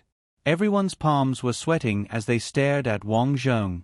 Even Zhao Jie was the same. They were waiting for Wang Zhong's order. Everyone get ready. Wang Zhong looked down calmly. Light the fire.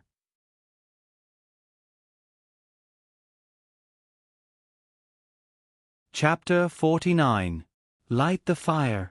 Following Wang Zhong's command, the bombardiers, who had been waiting for a long time, decisively lit up the fuses and hurled them towards the area with the most people. Boom boom boom. A series of explosions rang out and the area below was a mess of flesh and blood. "Ah, my leg! My hand is gone! My head, my head!" The tragic scene at the front scared the people behind. However, Wang Zhong didn't stop and shouted, "Throw anyone you see! Archers, get ready!" The archers got ready and shot out arrows one after another, aiming to kill those who were alone. The home-cooked bombs made it so no one dared to approach the city gate tower. If it wasn't for the Country of Ox's supervision team that didn't allow people to retreat, the people from the Country of Ox would have already fled. At this time, because of the distance between the bombs, they couldn't hit the enemy. However, it didn't matter. Soon, the city gate tower opened and a flintlock troop of about 1,000 men rushed out. They fired at anyone they saw and soon, a group of people fell down crying for their parents. Moreover, because of the gunshots, these war horses that had never heard gunshots before were so scared that their legs went soft. Most of them fled in fright. In this battle, the originally majestic and insufferably arrogant Country of Ox suffered heavy casualties. In the end, they threw away their armor and fled in all directions. Marshal Niu brought the remaining 3 generals and thousands of men to retreat overnight. When the news of the great victory spread, the imperial capital was shaken. 3 days later, the reinforcements arrived. A few days later, the imperial capital brought the emperor's imperial edict. Because of Zhao Jie's contribution in defending the city, he was promoted to imperial general.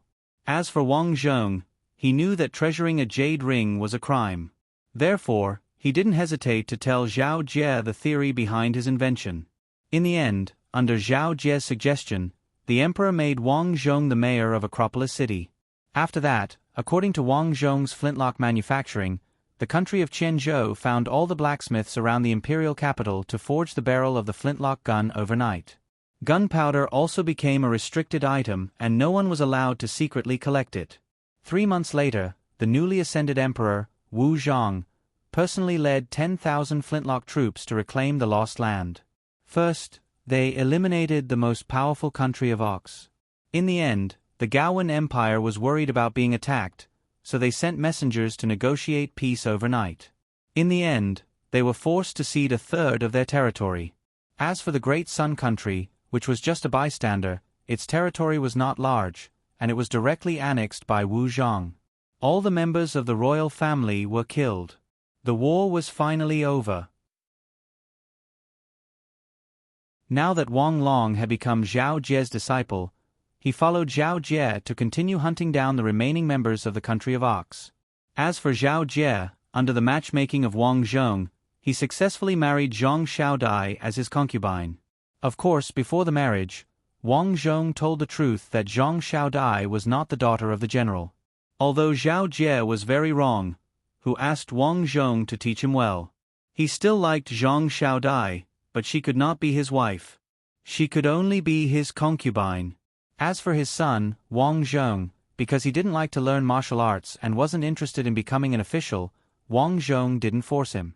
Thus, he let him stay at home and help him manage the affairs of Acropolis City.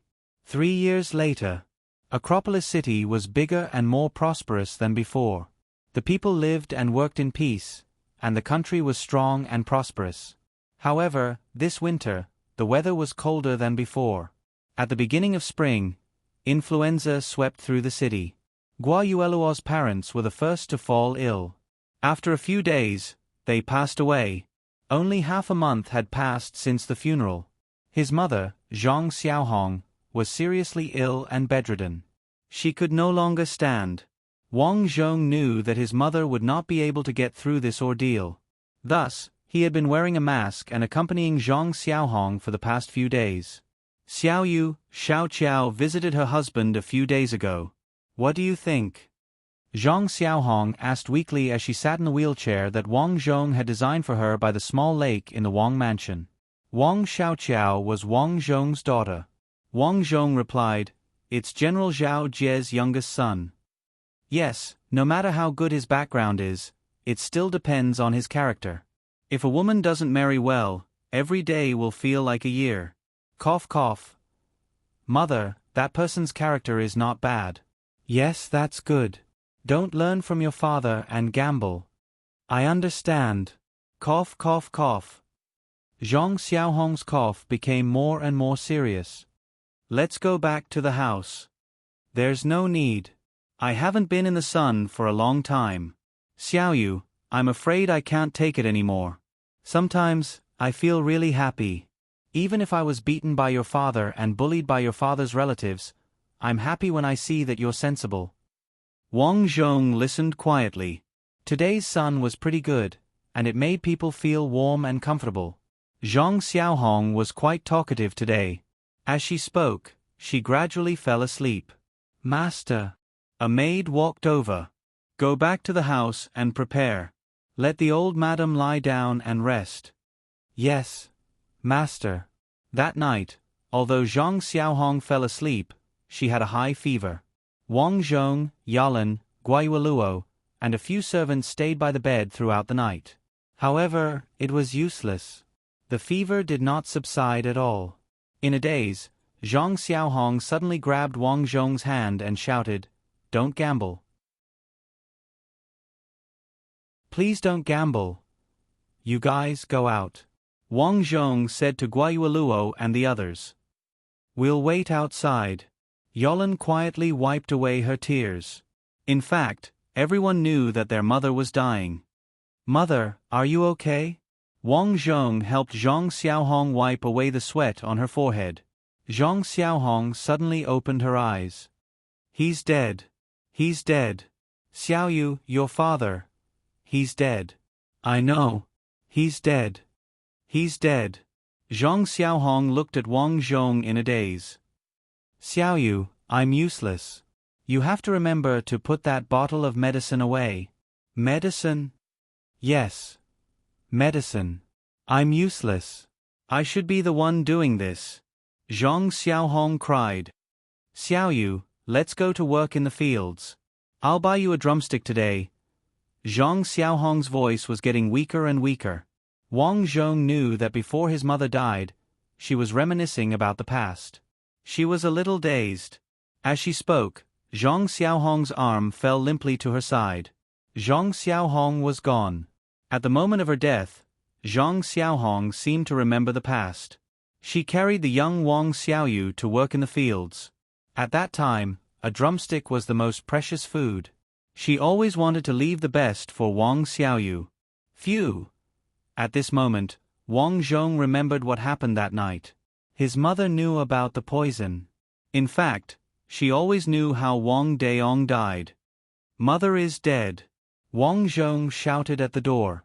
The people outside pushed the door open and came in. Guayueluo and Yalan were crying. Wang Zhong walked out with his hands behind his back. He seemed to see Zhang Xiaohong's figure working in the fields in the dark. However, the figure became more and more blurry. In the end, she walked further and further away.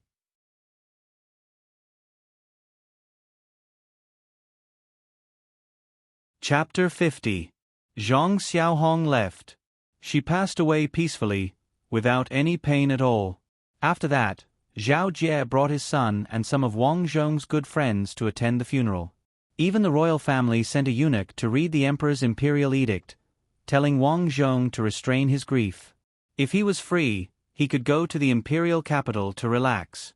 After Zhang Xiaohong was buried, the flu gradually dissipated and the Acropolis regained its vitality. In the blink of an eye, Wang Zhong was already 50 years old. As he grew older, he felt that his body was getting weaker and weaker, so he left many things to Wang Jun. The business of earthly paradise was still prosperous, but the women inside had long been replaced. It wasn't that Wang Zhong chased them away, but he later made a rule that they could only work here for 10 years at most. Within 10 years, they had to find an honest person to marry. If they couldn't get married, they could only be maids here. In terms of safety, Wang Zhong specially hired a doctor to check on them regularly, so they had been doing well. The Hot Pot restaurant had now opened in the imperial capital. Xiaoyu Hot Pot was now a famous restaurant in the country. Some people invited guests to banquets and held happy events. They were proud to treat guests at Xiaoyu Hot Pot. This year, Yalan accidentally fell and broke her pelvis. Because she was old, she could only recuperate in bed. However, she still couldn't get through it. She was so old that tears fell from her eyes, but she didn't cry out loud. Wang Zhong and Guayueluo had been accompanying her these days. Master.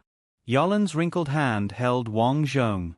I'm in so much pain. If it hurts, shout it out. Feel better. Wang Zhong sighed. Yolan was a strong woman. In a sense, she was like his mother, Zhang Xiaohong. Master, I've been with you for so long, but I've never begged you. This time, I'm begging you. A pleading look appeared on Yolan's wrinkled face. Sister Yolan, what's the matter? Just say it. My husband and I will definitely help you.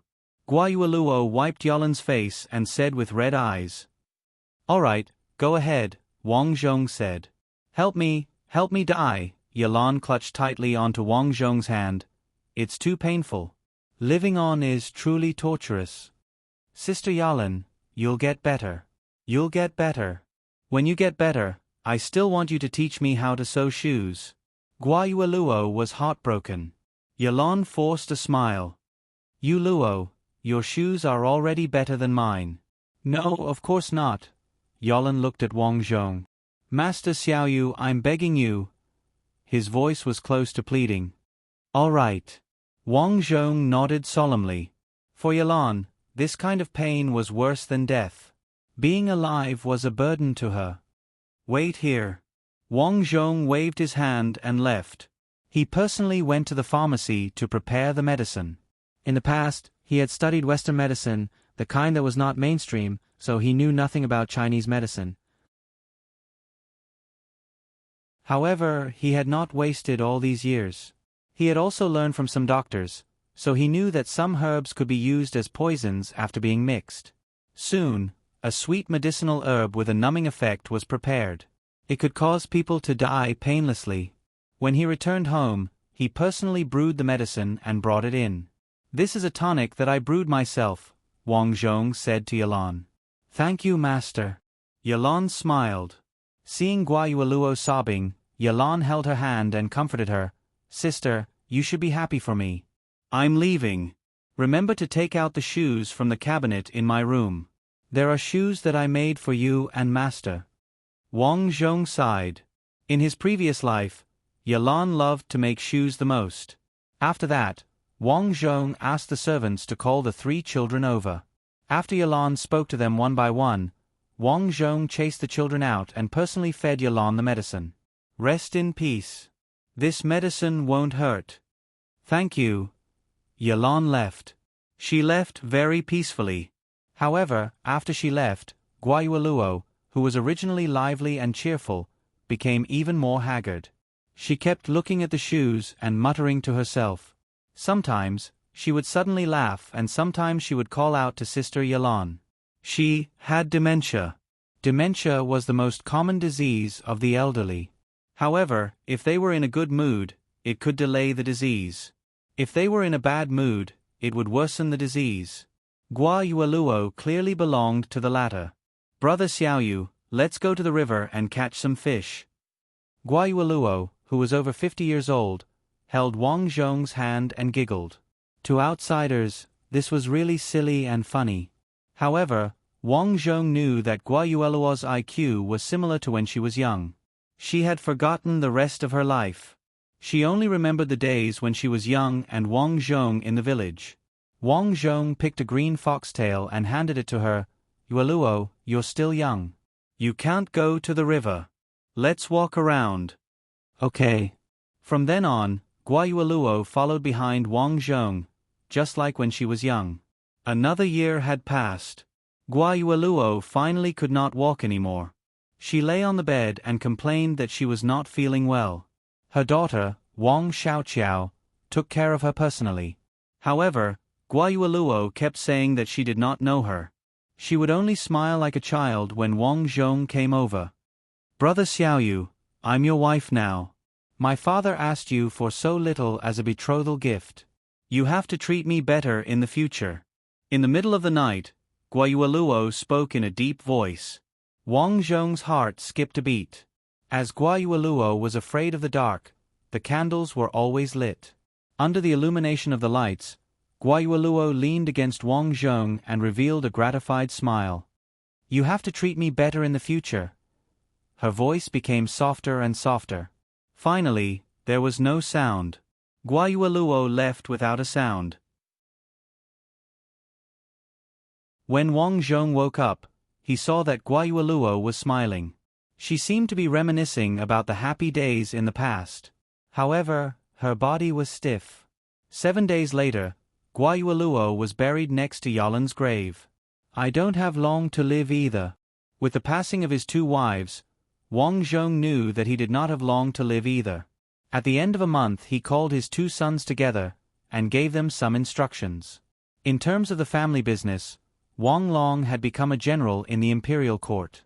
Therefore, the large family business was managed by Wang Jun. Wang Zhong trusted these 2 brothers very much. "Wang Long, Wang Jun, after I leave, remember to visit your sister when you have time. Your mothers loved her the most when she was young. If she doesn't live a good life, she will not forgive you in the afterlife." Wang Zhong put his hands behind his back and looked at the pile of green foxtails in the front yard. He had planted these after Guayueluo's death. As he looked at the pile of green foxtails, he could almost see Guayueluo walking in the field with the foxtails. "Father, you will definitely live a long life." His daughter, Wang Xiaoqiao, hugged her child and cried. Wang Zhong smiled. "All right, children, I will leave the future to you." After that day, Wang Zhong continued to stay in the mansion. When he was free, he would read books and identify medicinal herbs. Days passed by one after another. 3 years later, Wang Zhong didn't expect that one night, his heart would suddenly hurt. He felt as though he couldn't breathe.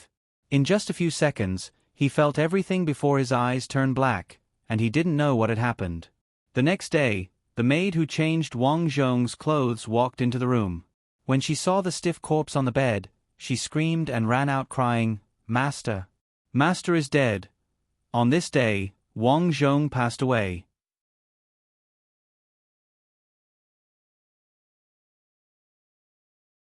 Chapter 51.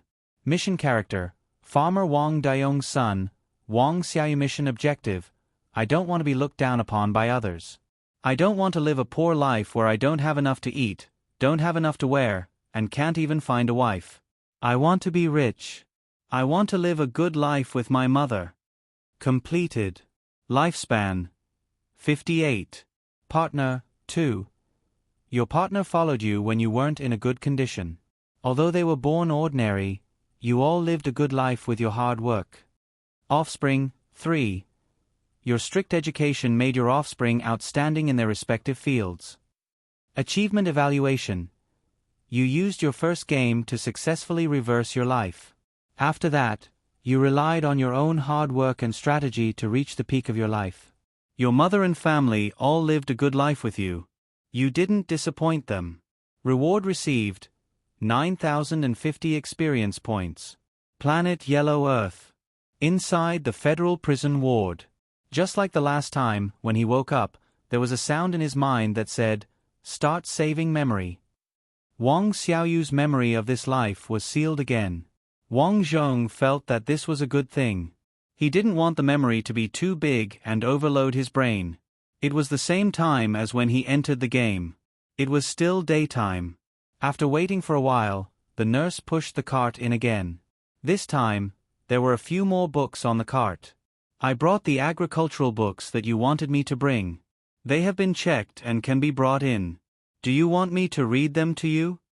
After helping Wang Zhong to pee, the nurse took out the books and asked, "It's too slow. Put it aside. Read it when I ask you to." "Okay." The nurse nodded obediently. She was curious why Wang Zhong, a criminal who was feared by others, would read such books. However, she wasn't a person who liked to think, so she ignored this question. In her opinion, she just needed to do as she was told. After all, she wouldn't be here for long. The people in this prison were all crazy. She had just divorced her useless husband and found a small boss. Not only was he rich, but he also had a good life. Therefore, she did not need to guard this small piece of land and serve these criminals every day in fear. She wanted to leave this place as soon as possible. "When are you leaving?" Wang Zhong looked at the books on the shelf in front of him and asked coldly. 2 more days. Yes, thank you for taking care of me these days.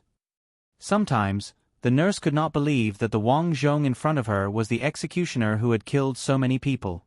He was different from the criminals outside. He was polite and never cursed. He gave her a feeling of gentleness and humility. It was really comfortable to chat with him. But when she thought about what had happened to him on the news, she couldn't help but shudder. It's fine. If you run into any trouble, you can tell me. After all, you've taken care of me for so long, Wang Zhong said indifferently.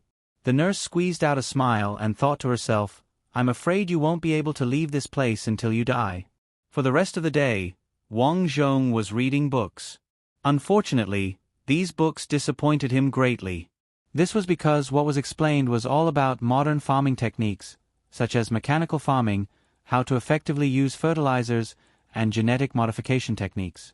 These things were completely useless in ancient times without modern equipment.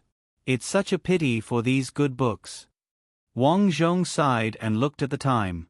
It was already late at night. Just like before, although the prison guard was standing at the door, he was already dozing off. Wang Zhong opened up his system panel.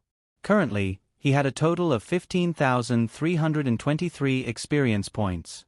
10,000 experience points could be exchanged for a bottle of life liquid, and an extra 5,000 experience points could be saved for the next game. This should be enough. Exchange. 10,000 experience points to exchange for life liquid successful. With the injection of life liquid, Wang Zhong did not know how much he would recover this time. He tried to move his left hand. There was no feeling in his left hand. There was also no movement in his pelvic muscles. When he tried to move his right leg, he finally regained feeling in his right leg. At this rate, I only need 3 more sets of experience points to recover my body. Wang Zhong felt this long-lost feeling. His heart suddenly surged, but after I recover, how do I leave this place? Clang! Early in the morning, the prison door opened and Wang Zhong was pushed out.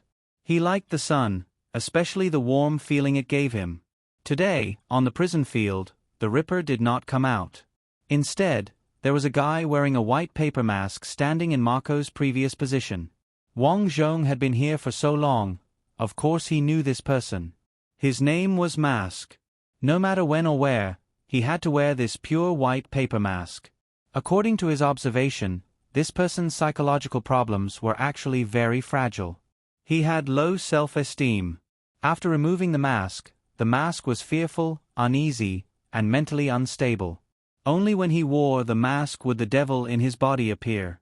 But for the sake of better management, the prison chose to let him wear the mask because after wearing it, this person became much quieter. On the side, at every distance, there was a strange person standing. There was a strange woman sucking her middle finger, a skinny matchstick man, and even an 80-year-old executioner. Although I kill people, compared to them, I seem like a good person. Wang Zhong secretly said. Compared to these criminals, he felt superior. Clang! The big iron door opened again and Wang Zhong could not help but look over. He was suddenly amused. The person who came in was a very short little girl with pink braids and a flowery skirt, but her whole body was tied up tightly. Even her hands were covered with iron gloves. Poison Loli. Wang Zhong could not help but think of such a character. This girl was only 13 years old. She had no father or mother and grew up in an orphanage. However, from childhood to adulthood, there were always all kinds of people around her who died unexpectedly. At first, everyone thought it was an accident. Later, someone inadvertently extracted toxic components from the corpses, thus uncovering the case that the media called the Poison Loli serial murder case. This girl, at the age of 5, used the bacteria on rotten flesh to pierce into people's bodies to kill people. After that, her killing methods became more and more sophisticated. If it were not for that accident, she would not have been discovered. The prison knew that she was good at using poison, so every time she was brought out, she would be tightly wrapped. Poison Loli, behave yourself." The fully armed prison guard growled and pulled off the leather mask on Poison Lowly's face. "Phew, I'm still a child. Can you let me go? It's so uncomfortable." Poison Lowly showed a pitiful look.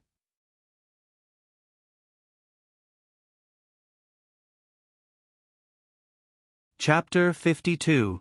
If they were outside, Venomous Lowly's appearance would probably garner the sympathy of many people. However, that was not the case here. The prison guards here were not ordinary prison guards, but specialized in managing the extremely vicious, sinister, and evil criminals. They had received professional and rigorous training. No matter what kind of temptation or threat, they could handle it professionally, unless they were no match. Zeng. The prison guard took out his stun baton and mercilessly stabbed Venomous Lowly's right arm. Sizzle. Venomous Lowly convulsed for a while before helplessly falling to the ground as she trembled. Wang Zhong watched in a deadpan manner. Venomous Lowly had only been here for half a year, but she did not spend much time in the field. Furthermore, she was a child. Although she was very good at using poison, she did not have much of an advantage here. After all, even the cleverest housewife could not cook without rice. Without poison, she was just an ordinary Lowly that could be bullied by others. Woo woo woo. Venomous Lowly sat on the ground and cried, "Shut up. You are annoying me." Mask's house had caught fire when he was young, so his face was disfigured. His throat had also inhaled smoke, causing his voice to be abnormal. After being frightened, Venomous Lowly stopped crying as she looked at Mask with hidden bitterness. Then, she sat on the ground and drew something with a rock. Wang Zhong took a look and saw that she was actually drawing a chemical equation. After a boring day, Wang Zhong got to know a few new serious criminals. Unfortunately, he did not become good friends with them. Early the next morning, Wang Zhong opened his eyes and looked at the game interface that appeared in front of him. Ding! Successfully unlocked a new reincarnated character, Stone Tribe's Desolate Slave Mu 2. Mission objective: I do not want to be a desolate slave for the rest of my life. I want to be a warrior. I want to unify the vast wilderness. Desolate slave. This was the first time Wang Zhong had heard of this term. However, from the fact that his reincarnated character was from the Stone Tribe, he had probably experienced the tribal era. This era was still very primitive. There was probably no currency, much less metals like copper or iron. Unfortunately, the mission gave him too little information. He was unable to obtain more information. But it didn't matter. To Wang Zhong, the most important thing in the game was experience points. As long as he had experience points, he would be fine no matter how many times he died. This time, without any hesitation, Wang Zhong clicked enter. Loading game, reincarnated character, Stone Tribe's Desolate Slave, Blockhead. Character introduction. Blockhead, born of a nameless slave girl from the Stone Tribe. Father unknown, please explore on your own. From a young age, he had been a desolate slave of the Stone Tribe, the lowest existence. Blockhead's wish since he was young was different from others. Others wished to become a warrior, to have their own attendants and desolate slaves to serve them, and to have an endless amount of food to fill their stomachs. However, his wish was to become the leader of a tribe. He wanted to unify the great wilderness. However, things did not go as he wished. On the day of his death, he was still the lowest desolate slave in the Stone Tribe. Even the mute girl he loved the most had gone missing. In the end, he died with hatred. Mission objective: I don't want to be a desolate slave for the rest of my life. I want to be a warrior. I want to unify the great desolate. Heartwarming tip: as a desolate slave, your status is lowly. Do not attempt to challenge others before you become strong. This is because you do not have the ability or qualifications to do so. Indeed, the so-called desolate slaves are just the slaves of the tribe. How tragic! After experiencing mission after mission, Wang Zhong also understood that his reincarnated life was filled with extreme resentment. Only those who did not have a good life could have such resentment. In other words, it was impossible for him to be reborn in the body of a person who had lived a life of luxury from a young age, unless this person also had great resentment and desire. Unfortunately, such a person was unlikely to have great resentment. However, the difficulty this time exceeded Wang Zhong's imagination. Not only was he a desolate slave, but his mother did not even have a name. Furthermore, he had to explore his father on his own. What kind of world is this? A white light quickly flashed. To Wang Zhong's surprise, his birth was not accompanied by a woman's cry. What's going on? Wang Zhong closed his eyes and felt a warmth wrap around him. This won't do. Elder sister is already dead. I can only cut open her stomach. Woo woo woo. Ah. Mute girl, move aside. Otherwise, elder sister's child will not survive. A baffling voice entered Wang Zhong's ears. Following that, he felt his body turn cold. Then, he was carried out for no reason. Combining his modern medical knowledge, he realized that he had been delivered by cesarean section. Furthermore, his mother, Jane Doe, seemed to have died before giving birth to him. How did she die?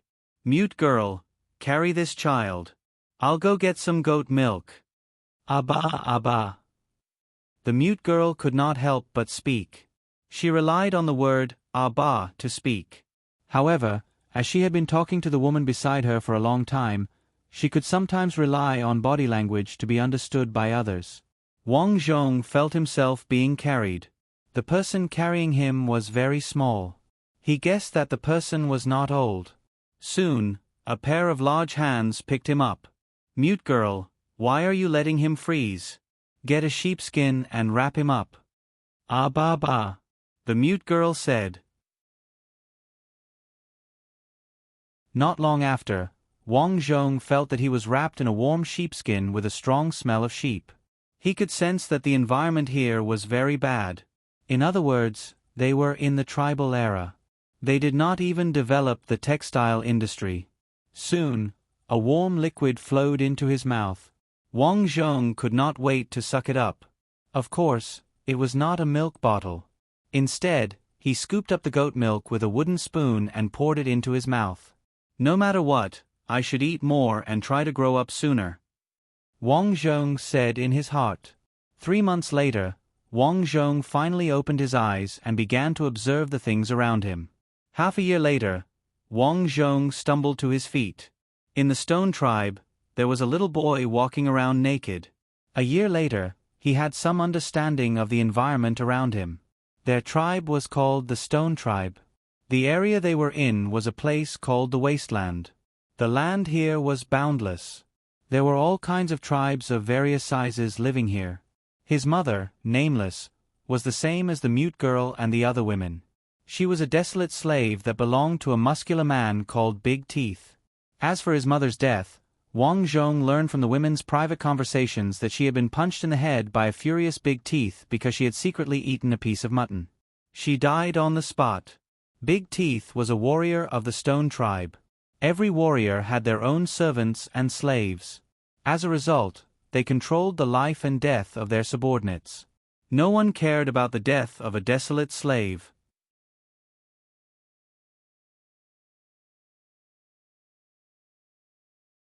Chapter 53. The Stone Tribe was a medium-sized tribe in the desolate plains. Its leader was called 5 Claws. This tribe had been passed down from his father's father's father. His generation was already the 5th generation. The first leader was called Big Claws. He led a few tribesmen to settle down in this area. Later on, more and more tribesmen appeared, forming the Stone Tribe. This tribe was built on a small mountain. Half of the area was made of strange stones, while the other half was the desolate plains. There were many simple houses made of wood, straw, and mud. The Stone Tribe had a strict hierarchy, and there were a total of 5 levels. The leader was 5 Claws. All the items and people in the tribe belonged to him. He held the power to kill everyone. If he was interested, he could even visit someone's wife at any time. As the leader, 5 Claws was the strongest. He wore a string of thumb bones from his enemies around his neck. Wang Zhong had only seen him once. That fellow was rather tanned and was over 2 meters tall. He had about 10 wives and 10 children. Every time he went out, there would be many people following him. Below him were the elders. Elders were usually older people, and there were not many of them. These people were usually the people who assisted the leader. They were extremely intelligent and taught their tribesmen how to hunt and farm. Some of them even knew some simple medical skills. Below them were the warriors. Warriors were the most important people in every tribe. The number of warriors determined the strength of the tribe. This was because warriors were the soldiers of a tribe. If an enemy tribe attacked, warriors would charge at the front. Therefore, warriors and elders were the same. They had the right to own property and slaves. Below them were the attendants and slaves. Attendants were slightly better as they were responsible for taking care of their masters. As for desolate slaves, they were the lowest existences in the desolate plains. They were not worthy of eating high-grade food, but they had to do the most arduous and tiring work. Wang Zhong's mother was a desolate slave, so he had inherited this identity. When he was young, he was taken care of by a few other desolate slaves.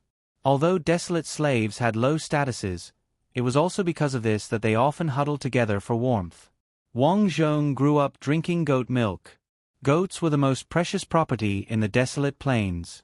Even his master, Big Tooth, only had the property of 5 goats. As a warrior, Big Tooth had 8 desolate slaves, 3 women and 5 men. One of the girls was a mute. She was very young. Wang Zhong remembered that when he first opened his eyes, he couldn't believe that the mute girl was only 4 years old. However, because of the harsh conditions, people in the wilderness generally became sensible at an early age. Therefore, when the mute girl was 4 years old, she shouldered the heavy responsibility of taking care of Wang Zhong. Fortunately, Wang Zhong was sensible and never cried or made a fuss. Taking care of the mute girl was not troublesome. Like Wang Zhong, the mute girl had no parents since she was young. She had been raised by other desolate slaves. She treated Wang Zhong very well because she was raised by Wang Zhong's mother, Nameless.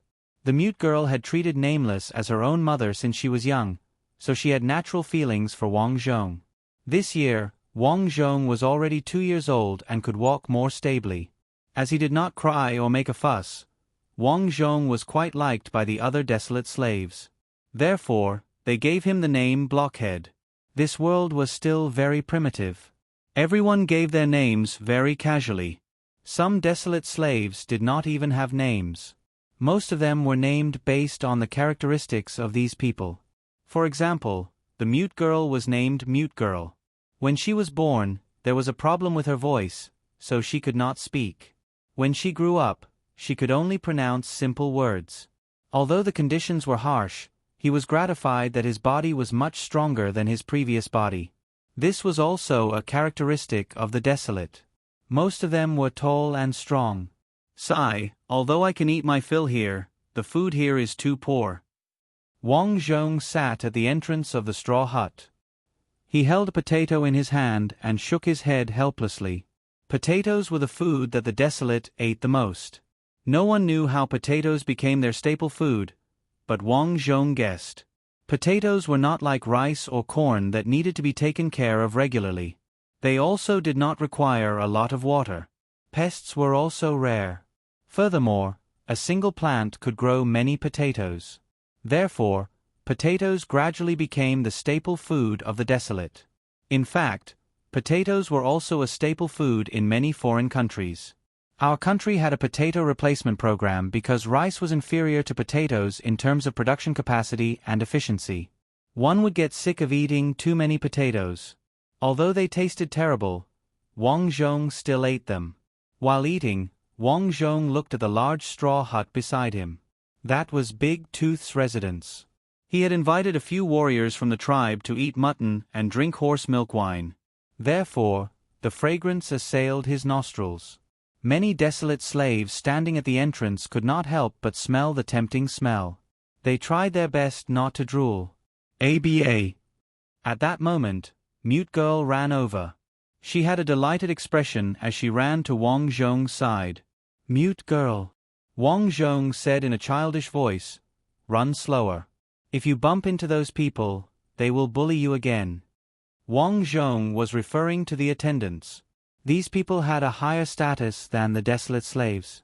Therefore, they often bullied the desolate slaves. This was especially so for the attendants' sons and daughters. Previously, Mute Girl had accidentally bumped into them. She had been kicked by a fat child named Big Bird. As a result, Mute Girl was crippled for a few days. Mute Girl stuck out her tongue. As she was too happy, she had forgotten about the incident due to her young age. ABA, ABA. Mute Girl's small body pulled Wang Zhong into the hut. After entering the hut, Mute Girl took out a small piece of sheepskin. She pointed at the sheepskin and then at Wang Zhong's legs. Wang Zhong understood and said in a childish voice, "You want me to wear this like pants?" ABA. ABA.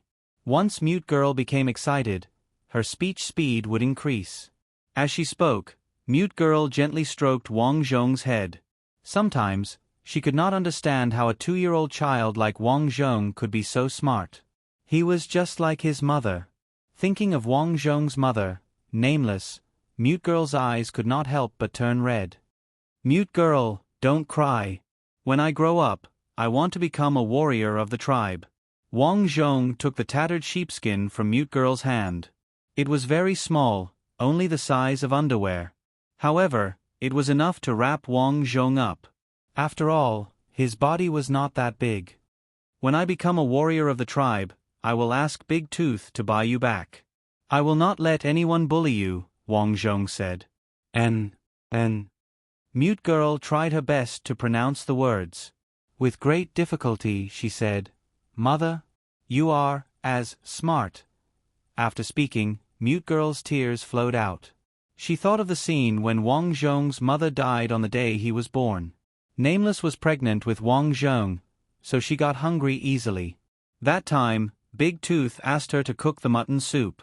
She was so hungry that she could not help but secretly eat a piece. However, this scene was coincidentally seen by a servant. In order to get a reward, he told Big Tooth.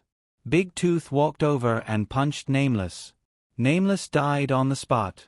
Nameless, who loved her the most, died.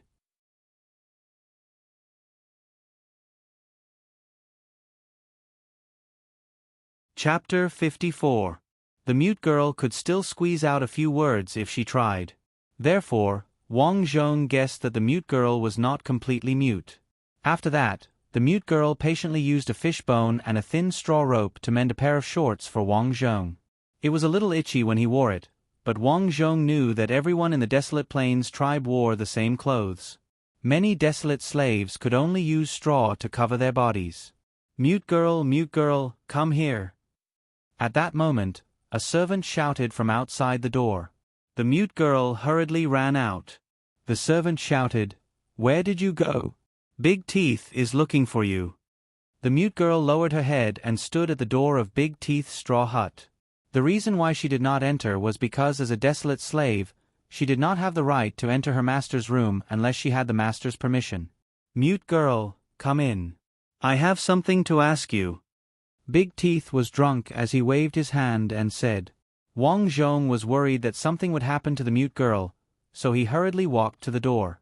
Everyone in the straw hut sat on the ground. Other than a few warriors from the tribe, there were a few servants. The servant's son, Big Bird, who had bullied the Mute Girl, was also present. The Mute Girl lowered her head in fear. She originally wanted to greet them, but due to her nervousness, she could not speak. "Haha, she really is a mute." A warrior by the side laughed. "However, she looks quite obedient." Big Teeth laughed. "Of course. This is my slave girl. Although she can't speak, she is very nimble. If any of you want her, I'll sell her to you. A lamb will do." He had called the Mute Girl in to sell her. Wang Zhong clenched his fists tightly. His original plan was to establish his own faction after he matured. He would deal with Big Teeth and 5 Claws and become the leader of the Stone Tribe. However, the most important thing was that the Mute Girl was sold ahead of time. Damn it. However, what surprised Wang Zhong was that no one offered to buy the mute girl. Big Teeth, a slave girl who can't even speak. Do you think we are stupid? Of course. How about this? Sell me your 18-year-old slave girl. Big Tooth shook his head. I worked so hard to raise this slave girl. I won't sell her. That can't be helped. Big Tooth, who knows if such a child can be raised? A desolate slave that can't work is worthless, a tribal warrior said disdainfully. Wang Zhong heaved a sigh of relief. From this, it could be seen that humans were indeed worthless. The only thing of value was making the desolate slaves work. Isn't it just work? Mute girl, from tomorrow onwards, follow the wet nurses and learn how to farm and quarry, Big Teeth said impatiently. Okay. The mute girl nodded and walked out. When she came out, Big Tooth said, I trained her to work, so she can be sold. Hee, Big Tooth. I'm afraid that such a small slave girl will be exhausted to death. It's best if he's dead. The potato harvest in my field is small this year.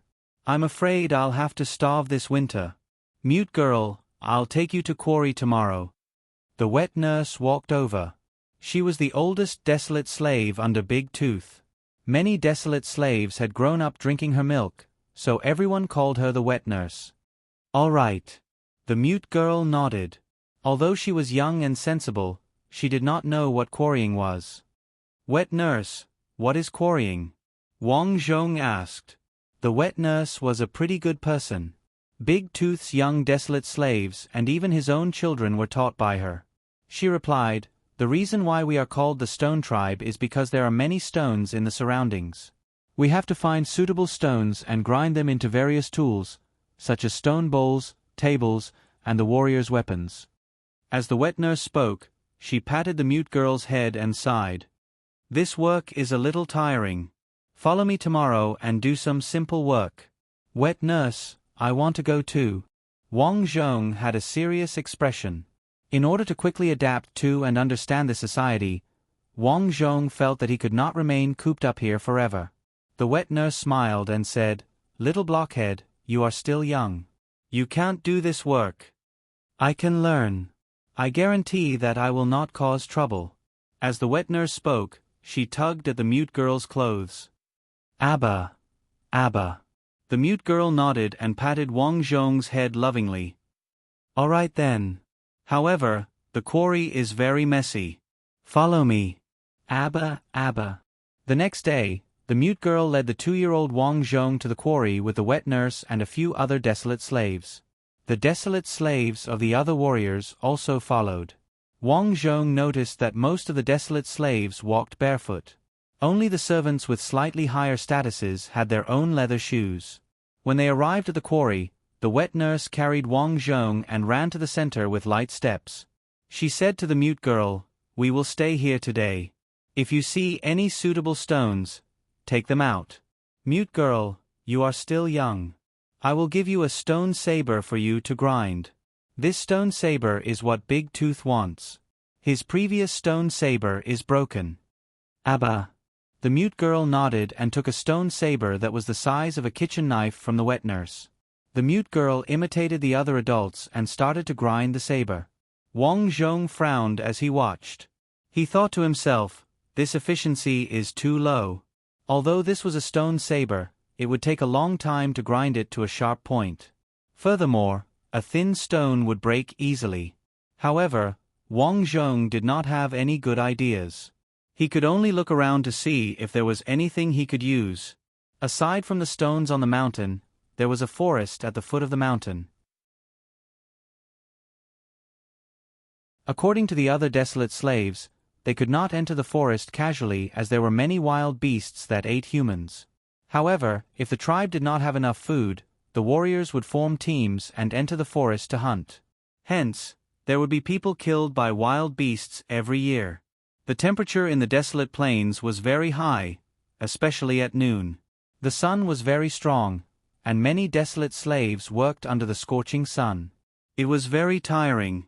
At noon, The mute girl wiped the sweat off her forehead and carefully opened the 2 potatoes that she had brought with her today. Actually, as desolate slaves, they only had 2 meals a day. However, with such intense work, Big Tooth still gave each of them 2 extra potatoes to eat.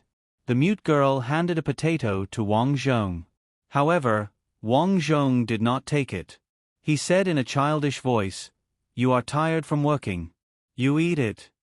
The mute girl stubbornly stuffed the potato into Wang Zhong's hand. However, at this moment, a hand suddenly stretched out and took the potato. "If you are not eating, then I will." "Abba! Abba!" The mute girl immediately turned anxious and reached out to snatch the potato back. However, the person kicked the mute girl to the ground, causing her teeth to bleed. "What's wrong? Do you want to fight?" the person said fiercely. Wang Zhong glared at these people. He did not recognize them, but from their crude clothes, he could tell that they were desolate slaves. The desolate slaves of different warriors discriminated against each other. The stronger the desolate slave, the more advantage they had. This person clearly relied on his strength to bully the mute girl and Wang Zhong.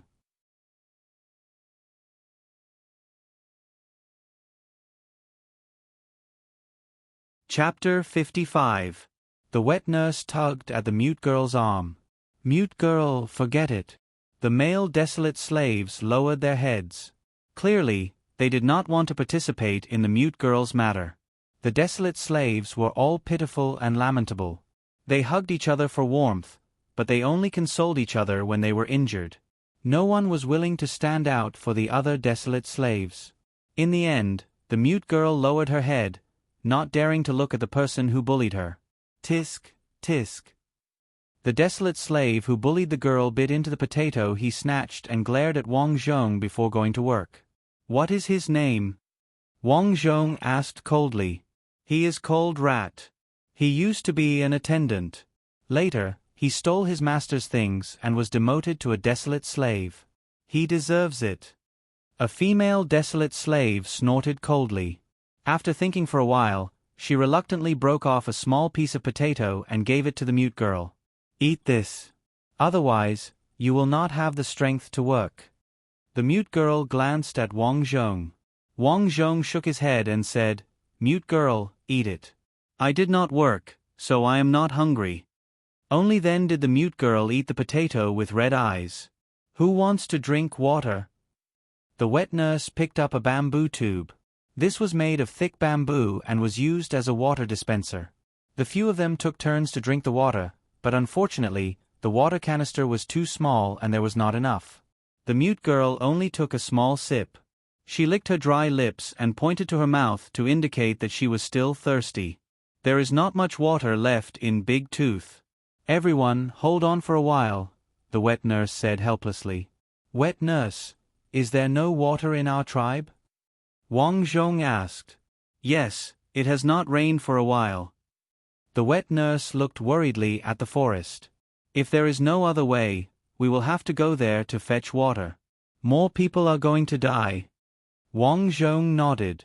Previously, he understood that there were no large water sources near the tribe. Everyone relied on the rain to drink water. The rainwater was stored in puddles that they dug. Recently, it had not rained for a while. Wang Zhong did not notice that there was no water. After resting for a while, the mute girl and the others started working again. Wang Zhong carefully walked out of the pile of rocks and headed down the mountain. Although the forest was dangerous, he only walked around the periphery.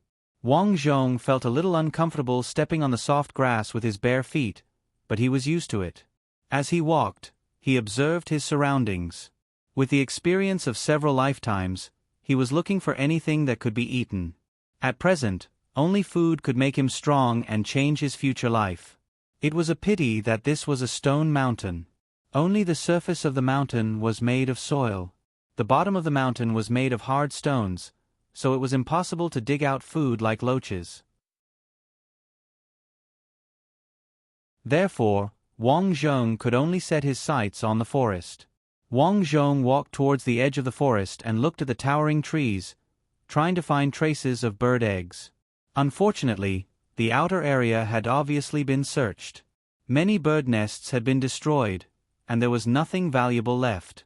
Roar! At this moment, a loud roar came from the depths of the forest.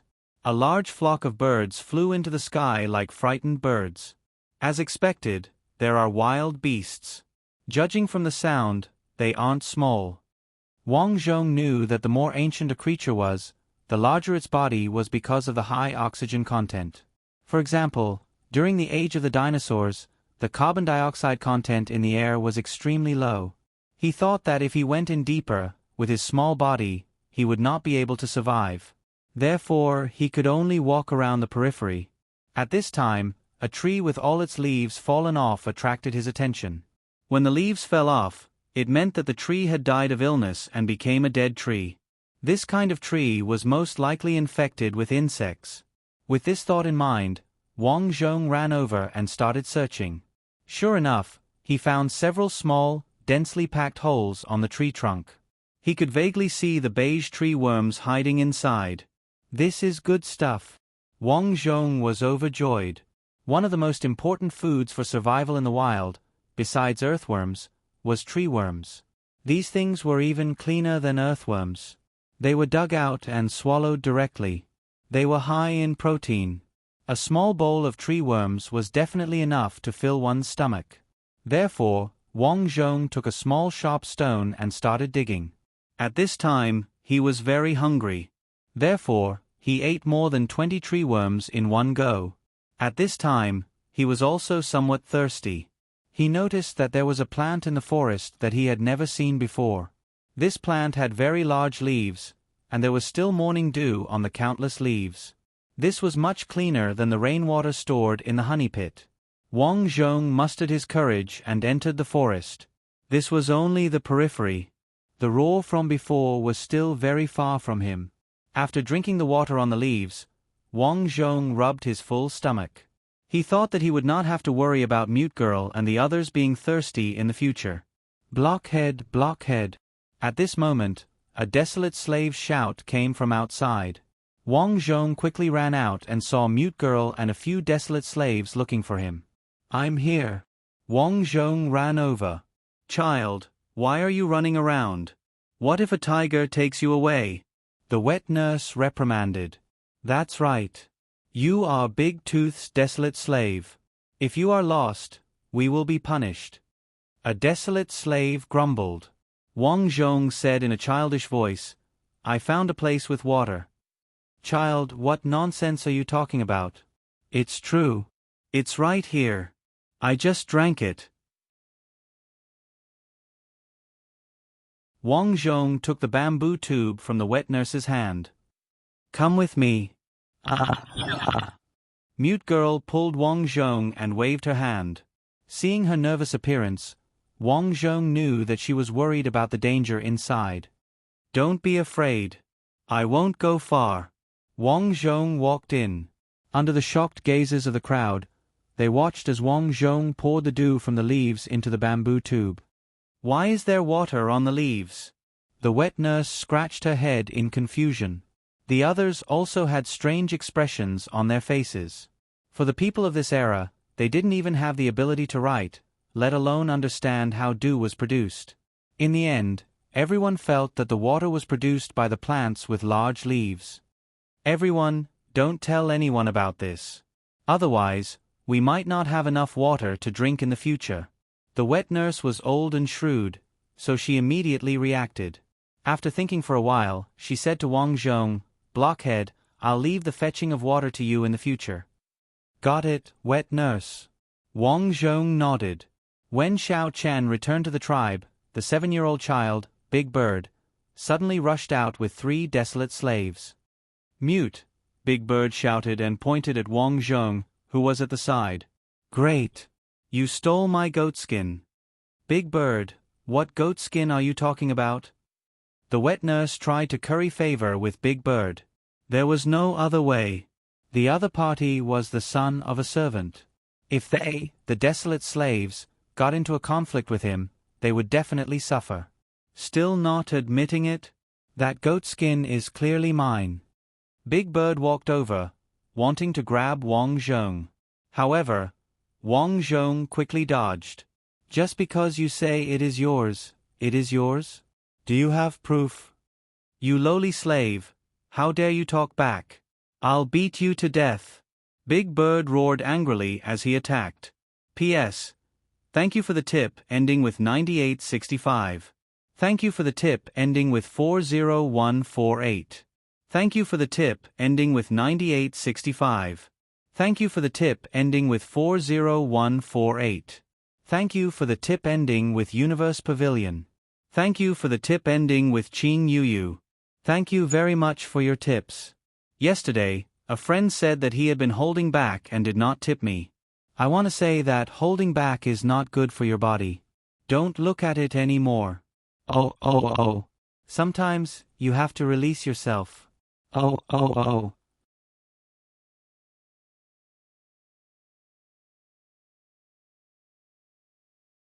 Chapter 56.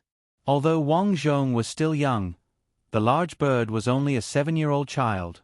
With Wang Zhong jogging, the large bird's fat body could not catch up to him. Why are you so noisy in the middle of the night? Big Teeth walked out of the straw hut and roared angrily. Uncle Big Teeth, your desolate slaves stole my things, shouted the large bird as he ran over. Big Bird, who stole? Big Teeth said coldly.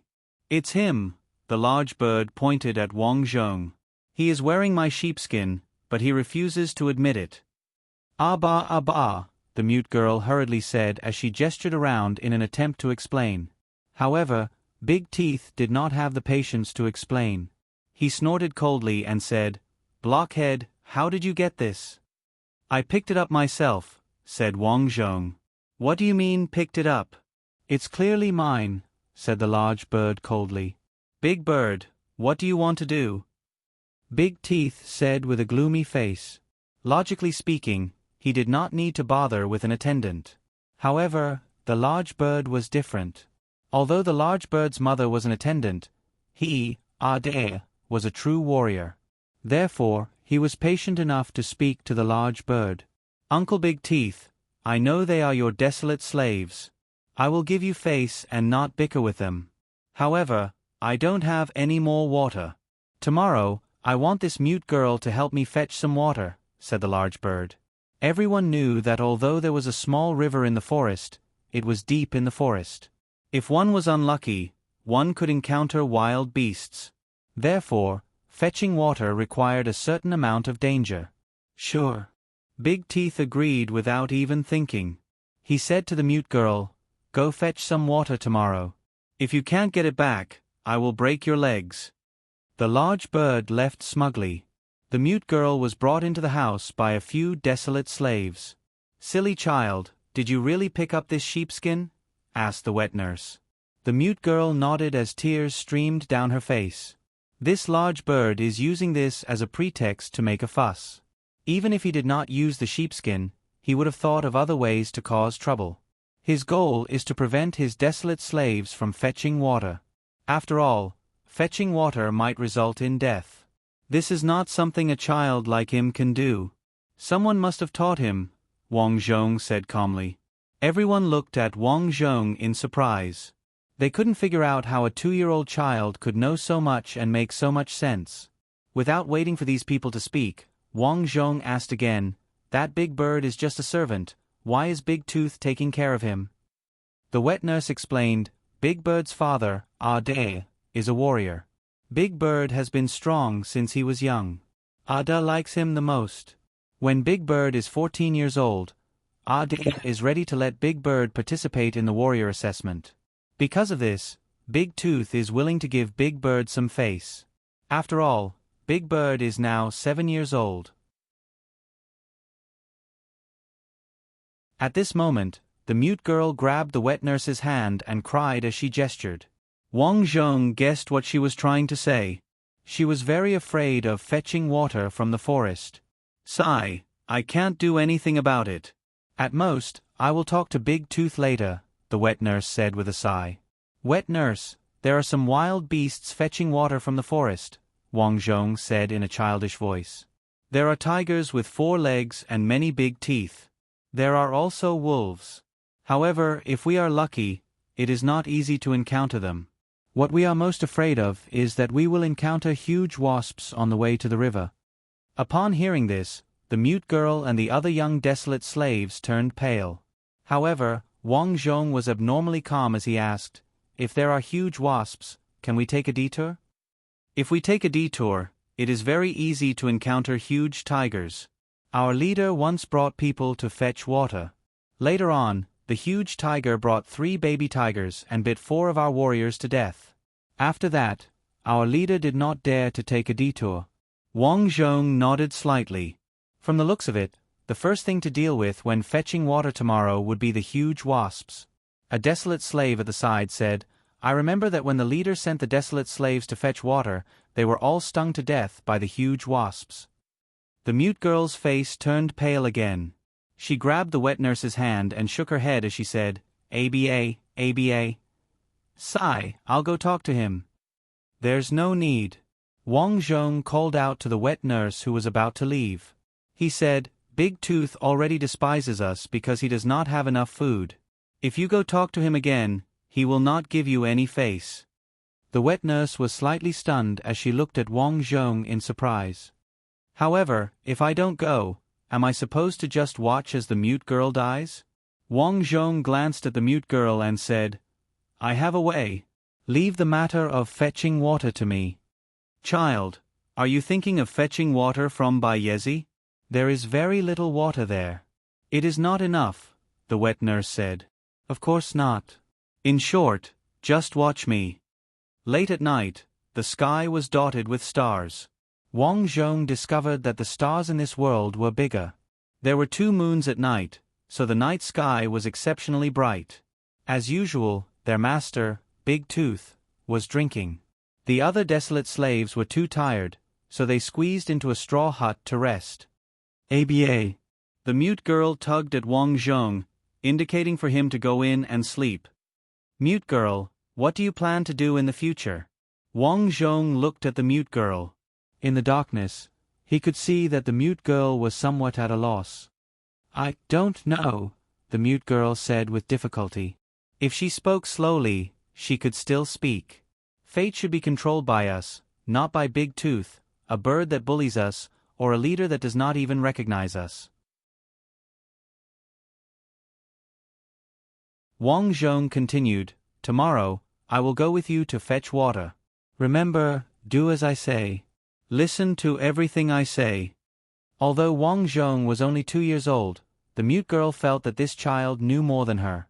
Subconsciously, she nodded her head. "In addition, from now on, you should learn how to speak," said Wang Zhong. He had carefully observed the mute girl over the past few days. She was not really mute. She could still produce some simple syllables, but her speed had to be slow. Therefore, the most important thing for her was to practice. From now on, practice saying a few words every day. For example, say my name or the leader's name. Do you understand? The mute girl nodded her head blankly and said with difficulty, "Moo, moo." Head. Early the next morning, Big Tooth gave the mute girl a large bucket and said, "Remember to fill it with water, or I will beat you up." The bucket was about the same size as a paint bucket. Therefore, with the mute girl's physique, she could not move it. Hence, Big Tooth told the mute girl to drag the bucket back. The mute girl lowered her head, not daring to disobey. As the master, Big Tooth said to the mute girl, "Go. If you can't fetch water, I will sell you." Following that, the wet nurse, the group of desolate slaves, and the mute girl went to the forest beside the stone quarry. Looking at the dark forest, the wet nurse said fearfully, "Mute girl, follow this path and you will reach the riverside. Wet nurse will not follow you in." "Mute girl, I am also afraid." "Sorry," said another desolate slave. These desolate slaves were all pitiful people. Although they felt injustice for the mute girl, they could not do anything about it. They were used to being obedient and had already accepted their fate. "Everyone, don't worry. Leave the bucket here. The mute girl and I will bring the water out." Wang Zhong did not plan on carrying a large bucket as it was too inconvenient. Therefore, he tied 5 bamboo tubes to himself and the mute girl. "Let's go, mute girl." Wang Zhong did not hesitate to enter the forest.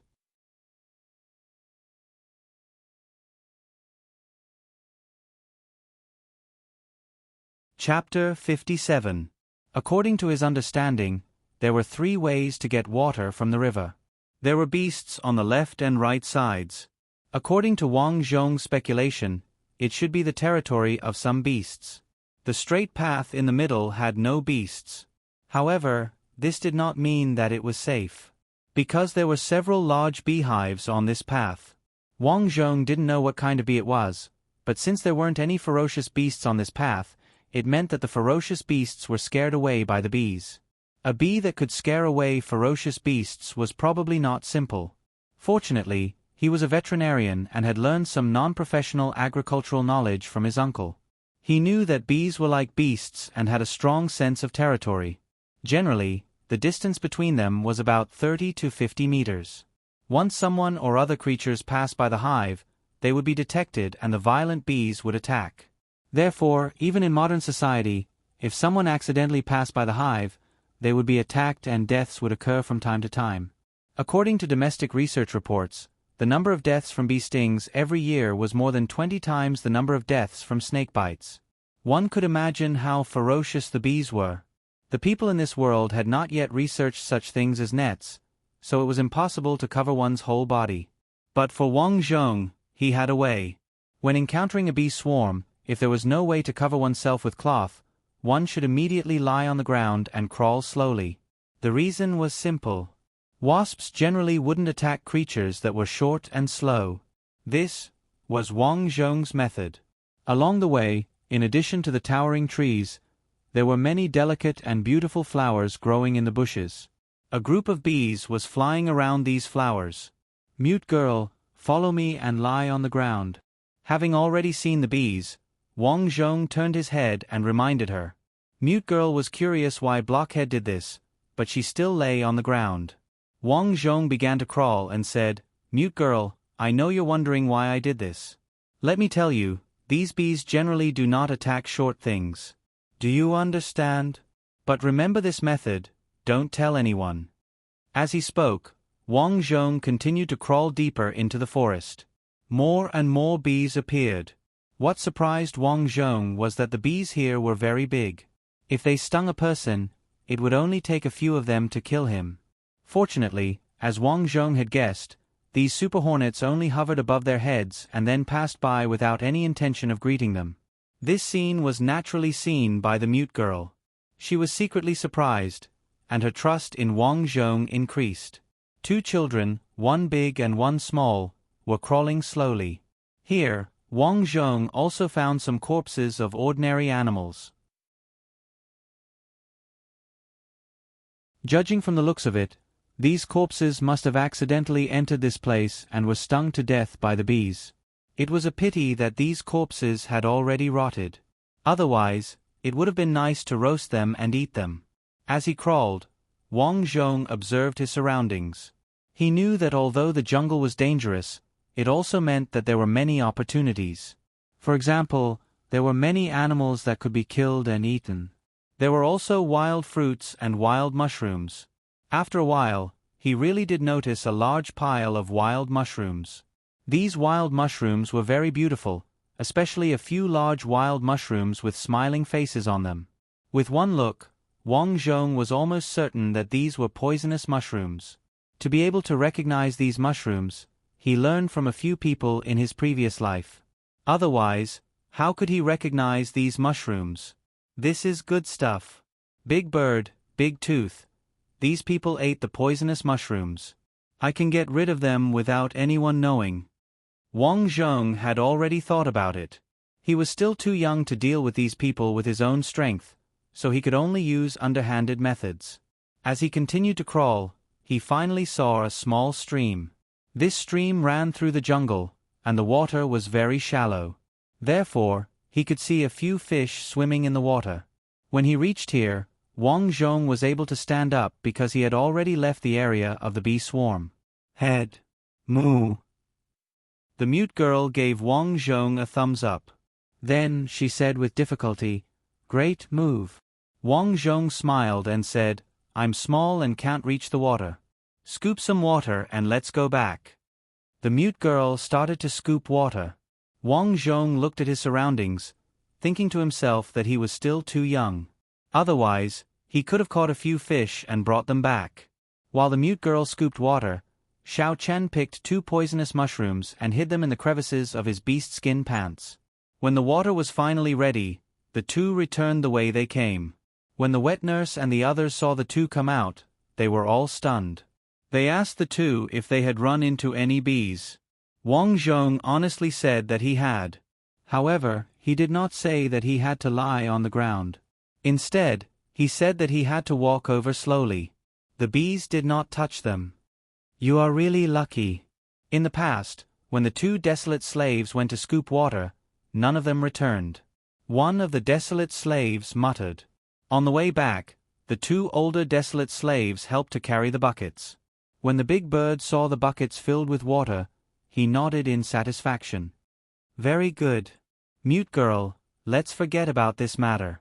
However, if there is no more water in the future, I hope that you can help." Wang Zhong heard all these words. Hence, when the big bird was cooking the mutton soup in the evening, he secretly tore the poisonous mushrooms into small pieces and threw them into the mutton soup. Seeing the pieces of the poisonous mushrooms disappear into the mutton soup, Wang Zhong said coldly, "Big bird, you and your Ade can go and die." "It hurts. It hurts so much." In the middle of the night, Xiao Chen saw the big bird, Ade, holding his stomach and rolling on the ground. "It hurts so much. Big bird, why is the mutton soup you cooked for me so painful?" "Jiao, what's wrong?" The other warriors walked over. "I don't know.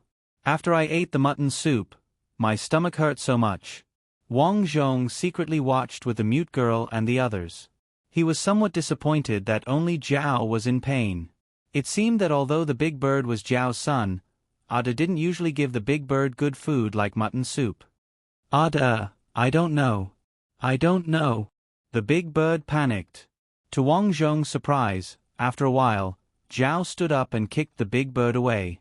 "It must be because the mutton soup you cooked is not clean."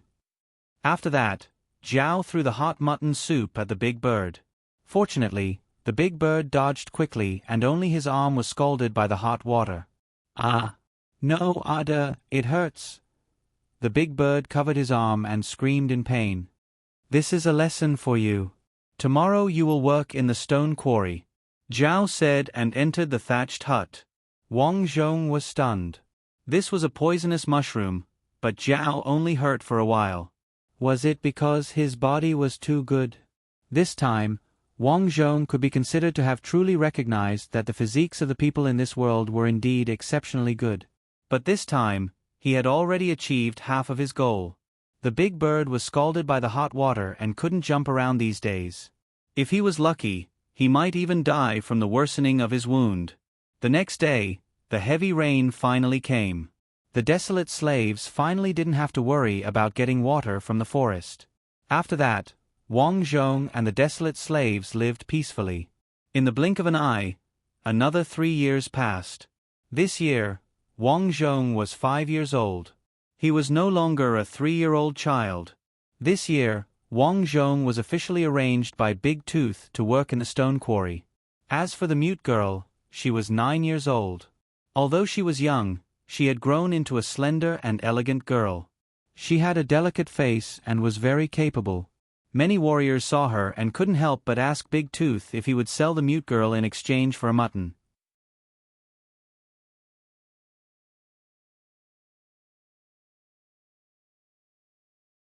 Chapter 58. Surprisingly, he did not die even once during the game. He smoothly reached the age of 5. Wang Zhong still had a deep impression of the past few years. When he was 2 years old, he had plotted against Deng Yao, who liked to bully others, to burn him. However, Deng Yao was very tenacious and did not die. This made Wang Zhong understand that the people in this world were not only tall and strong, but they also had very good physiques. For example, Deng Yao's father, Zhao, did not die after eating a poisonous mushroom. However, after that incident, although Deng Yao was not beaten to death by his father, he was chased to the quarry to work. He had not met him for a long time. When he was 3 years old, Wang Zhong learned how to find firewood and boil water. Even though he worked quickly, he was often beaten by Dun Yao. When he was 4 years old, Wang Zhong was in charge of fetching water for Dun Yao. Dun Yao finally saw that Wang Zhong was useful and did not beat him. He even praised him for being smart a few times. Although there were many trials and tribulations in the beginning, he managed to survive them. Now, Wang Zhong followed the desolate slaves to the quarry and learned how to do some simple work. His work was very simple. He just had to grind out sharp stone sabers. This work looked simple, but it required a lot of patience. Sometimes, he would spend an entire month grinding a stone saber. As a result, many desolate slaves had thick calluses on their hands from a young age. The leader is here. Everyone, take out the stones you grind and let the leader choose. An attendant shouted. Following that, everyone saw the tall and strong leader, Five Claws, walk over with a large group of people. Every month, Five Claws would personally come to the quarry to inspect the stones everyone had grinded. If he found something he liked, he would keep it for himself. The rest would be collected and given to his subordinates. Most of them would be traded with people from other tribes. Wang Zhong stayed beside the mute girl. At their feet were the stone sabers they had grinded for the past month. Take this. Not far away, Five Claws picked up a stone axe and instructed an attendant behind him. An attendant hurriedly came over to pick up the stone axe, but he soon realized that he could not lift it. At that moment, a strong child behind him walked over and easily picked up the stone axe with one hand. This person looked somewhat similar to Wu Zhua. He respectfully said to Wu Zhua, "Dear, they can't carry this stone axe. Let me help you." "Yes, very good." Wu Zhua nodded. This was his favorite son, named Fu Tu. Although he was young, he was as strong as Wu Zhua when he was young, so Wu Zhua liked him very much. Wu Zhua placed his hands behind his back. Everywhere he passed, the desolate slaves lowered their heads in horror. Finally, he arrived at the mute girl's side. The mute girl's face was smeared with mud, making it look dark. She had already lowered her head, but Wang Zhong did not. He knew that there would be a battle between him and Five Claws, and even the people around him. He had to understand these people. Only by knowing yourself and your enemy can you win 100 battles. Who sharpened this stone saber? Five Claws picked up the stone saber beside Wang Zhong's feet and asked. "Leader, I did it," Wang Zhong said, looking straight at Five Claws. "Not bad." Five Claws nodded in satisfaction. "Child, you're different from others." At that moment, Fu Tu walked in front of the mute girl with a stone axe in hand and asked, "What's your name?" Wang Zhong's heart tightened. He knew very well that this bastard had set his eyes on the mute girl. There was no other way. Although the mute girl was young, in terms of appearance, none of the women in the tribe could compare to her. Therefore, he had gotten the mute girl to smear her face black in advance to make her look dirty. He was worried that the young mute girl would be targeted by others. However, for some unknown reason, Fu Tu had set his eyes on her. "Abba! Abba!" The mute girl lowered her head and said in horror, "Fu Tu, you like her?" Five Claws frowned. "She doesn't look very clean. She's also a mute. She's different from other women," Fu Tu said in a deep voice. "Unfortunately, she's a mute. A mute does not have the qualifications to be your first wife. Do you understand? Furthermore, she's only a desolate slave." Five Claws said coldly, "Don't forget that you are my son." "Sorry, Ada." Fu Tu lowered his head in panic. "Don't worry. You are still young, only 10 years old. You will have plenty of time to learn in the future." Five Claws patted Fu Tu's shoulder. "After you get married, as long as you can become a warrior of the tribe, I will give her to you." Fu Tu was overjoyed. "Thank you, Ade." As the group of people walked away, Wang Zhong's eyes narrowed as he looked at their backs. Every person in the tribe did not become a warrior out of thin air. Even the son of the leader was no exception. These people had to participate in the warrior assessment at the age of 14. Only by passing the assessment could they become warriors. However, no one doubted that Fu too could not become a warrior in the future. This was because he was like Five Claws in the past. At a young age, he had strength that ordinary people did not have. Fu too is now 10 years old. I have to deal with him before he becomes a warrior. Wang Zhong thought to himself. Five Claws quickly left with his people. After they left, the wet nurse and the other desolate slaves looked at the mute girl with envy. Mute girl, congratulations. Fu too has taken a liking to you. An older slave girl sighed. Back then, Five Claws, who was still a child, almost took a liking to me. But now, he doesn't even recognize me. The mute girl did not know what to say. She lowered her head nervously. After that, everyone continued with their work. After returning, the mute girl pulled Wang Zhong and gestured.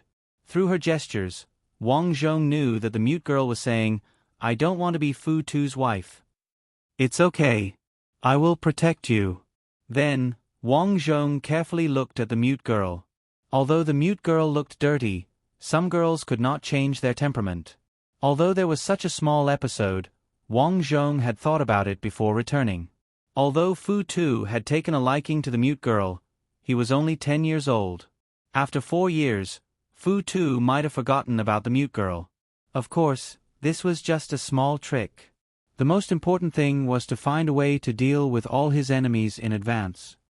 Mute girl, blockhead. At this moment, the wet nurse came over. Don't just stand there.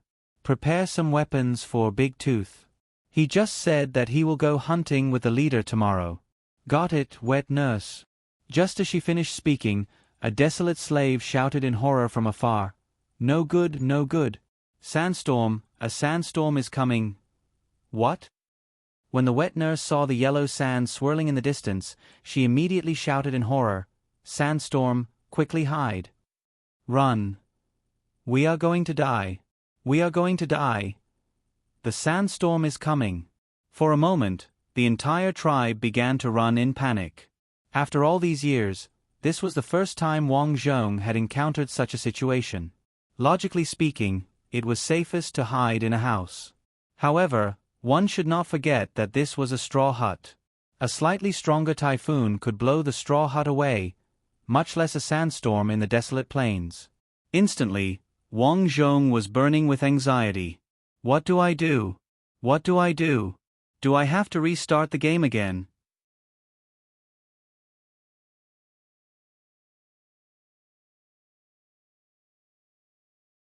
Chapter 59. At this critical moment, Wang Zhong suddenly thought of the waterhole in the tribe. Without any shelter, hiding in a waterhole was a good choice.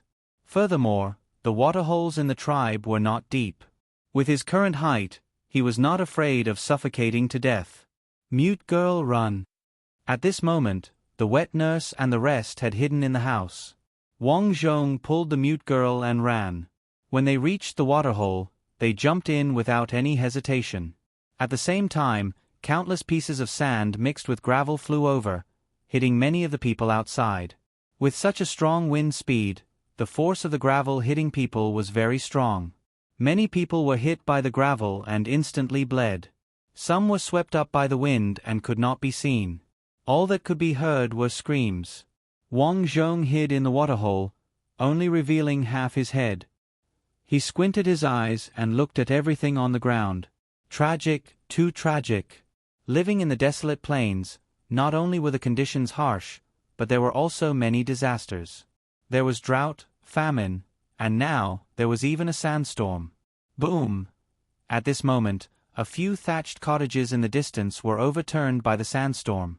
The desolate slaves hiding in them screamed incessantly. The sandstorm was still ongoing. Amid the endless sand, the thatched cottage that Big Tooth lived in was uprooted. Fortunately, Big Tooth ran fast and rushed out in an instant. However, his children were too late. They were crushed by the overturned thatched cottage. The people inside screamed a few times before they gradually stopped breathing. Wang Zhong looked at all of this with a cold expression. This was the cruelty of the desolate plains. Human lives were like grass. Some desolate people did not even care about their own children. Ma. Ma. The mute girl pointed at the place where the wet nurse and the rest were hiding with difficulty and spoke with difficulty. The thatched cottage where the wet nurse and the desolate slaves were hiding was already on the verge of collapse. However, Wang Zhong could not do anything. The sandstorm outside was too strong. He was only 5 years old. If he ran out with his tender body, he would probably be blown away. Boom! Finally, the thatched cottage where the wet nurse was hiding was overturned. The people inside fled in all directions in fear. The storm was getting bigger and denser. The visibility was less than 2 meters. For safety, Wang Zhong and the mute girl could only hide their heads and wait for the storm to leave. Half an hour later, the storm finally weakened and headed for the quarry in the distance. Woo-woo. Mother. Ada, my Ada is dead, sob. As the sandstorm left, the entire tribe was filled with the sound of weeping. Wang Zhong crawled out of the waterhole and looked around. Nearly half of the thatched huts in the tribe had been destroyed. Countless desolate slaves and servants had been crushed to death by rocks, while others had been crushed to death by the collapsed houses. Most of them were seriously injured, and there were screams and cries everywhere. The mute girl ignored the rubble on the ground and ran over to where the wet nurse and the others were. There were still some desolate slaves crying for help. ABA. The mute girl excitedly pulled at the house, but she was too weak to move the house. Wang Zhong looked to the side and saw Big Tooth sitting on the ground with an ugly expression. He hurriedly ran over and said, "Big Tooth, the wet nurse and the others have been crushed. Save them." Big Tooth stared at Wang Zhong, clearly impatient.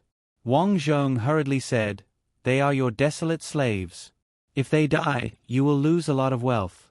In the future, there will be no one to quarry or farm for you." Upon hearing this, Big Tooth's angry expression eased a little. He said in a deep voice, "Where are they?" "Over there." Big Tooth followed Wang Zhong and moved the roof of the thatched cottage. The wet nurse was already dead. Her eyes were wide open. A servant girl had her leg crushed and was crying in pain. A few male slaves were injured, but it was not a big deal.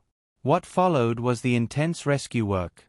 Although these warriors usually did not care about their subordinates, they still rushed to the front.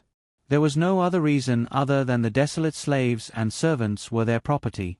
If they suffered serious losses, there would be no one to work for them in the future. At night, Wang Zhong did some calculations. This time, Big Tooth's wet nurse and servant had died. As for his children, they had all been crushed to death. Only his 2 wives were left. After knowing this, Big Tooth shouted in anger. However, there was nothing he could do. He still had to live his life. Therefore, everyone cleaned up the corpses and prepared to bury the corpses at dawn. The mute girl looked at the wet nurse's corpse and sobbed. With the wet nurse dead, there was no one to teach them. Their future days would be even more difficult. "Don't cry. Eat." Wang Zhong handed over a bowl of mutton soup and said, "Big Tooth said that his son is dead.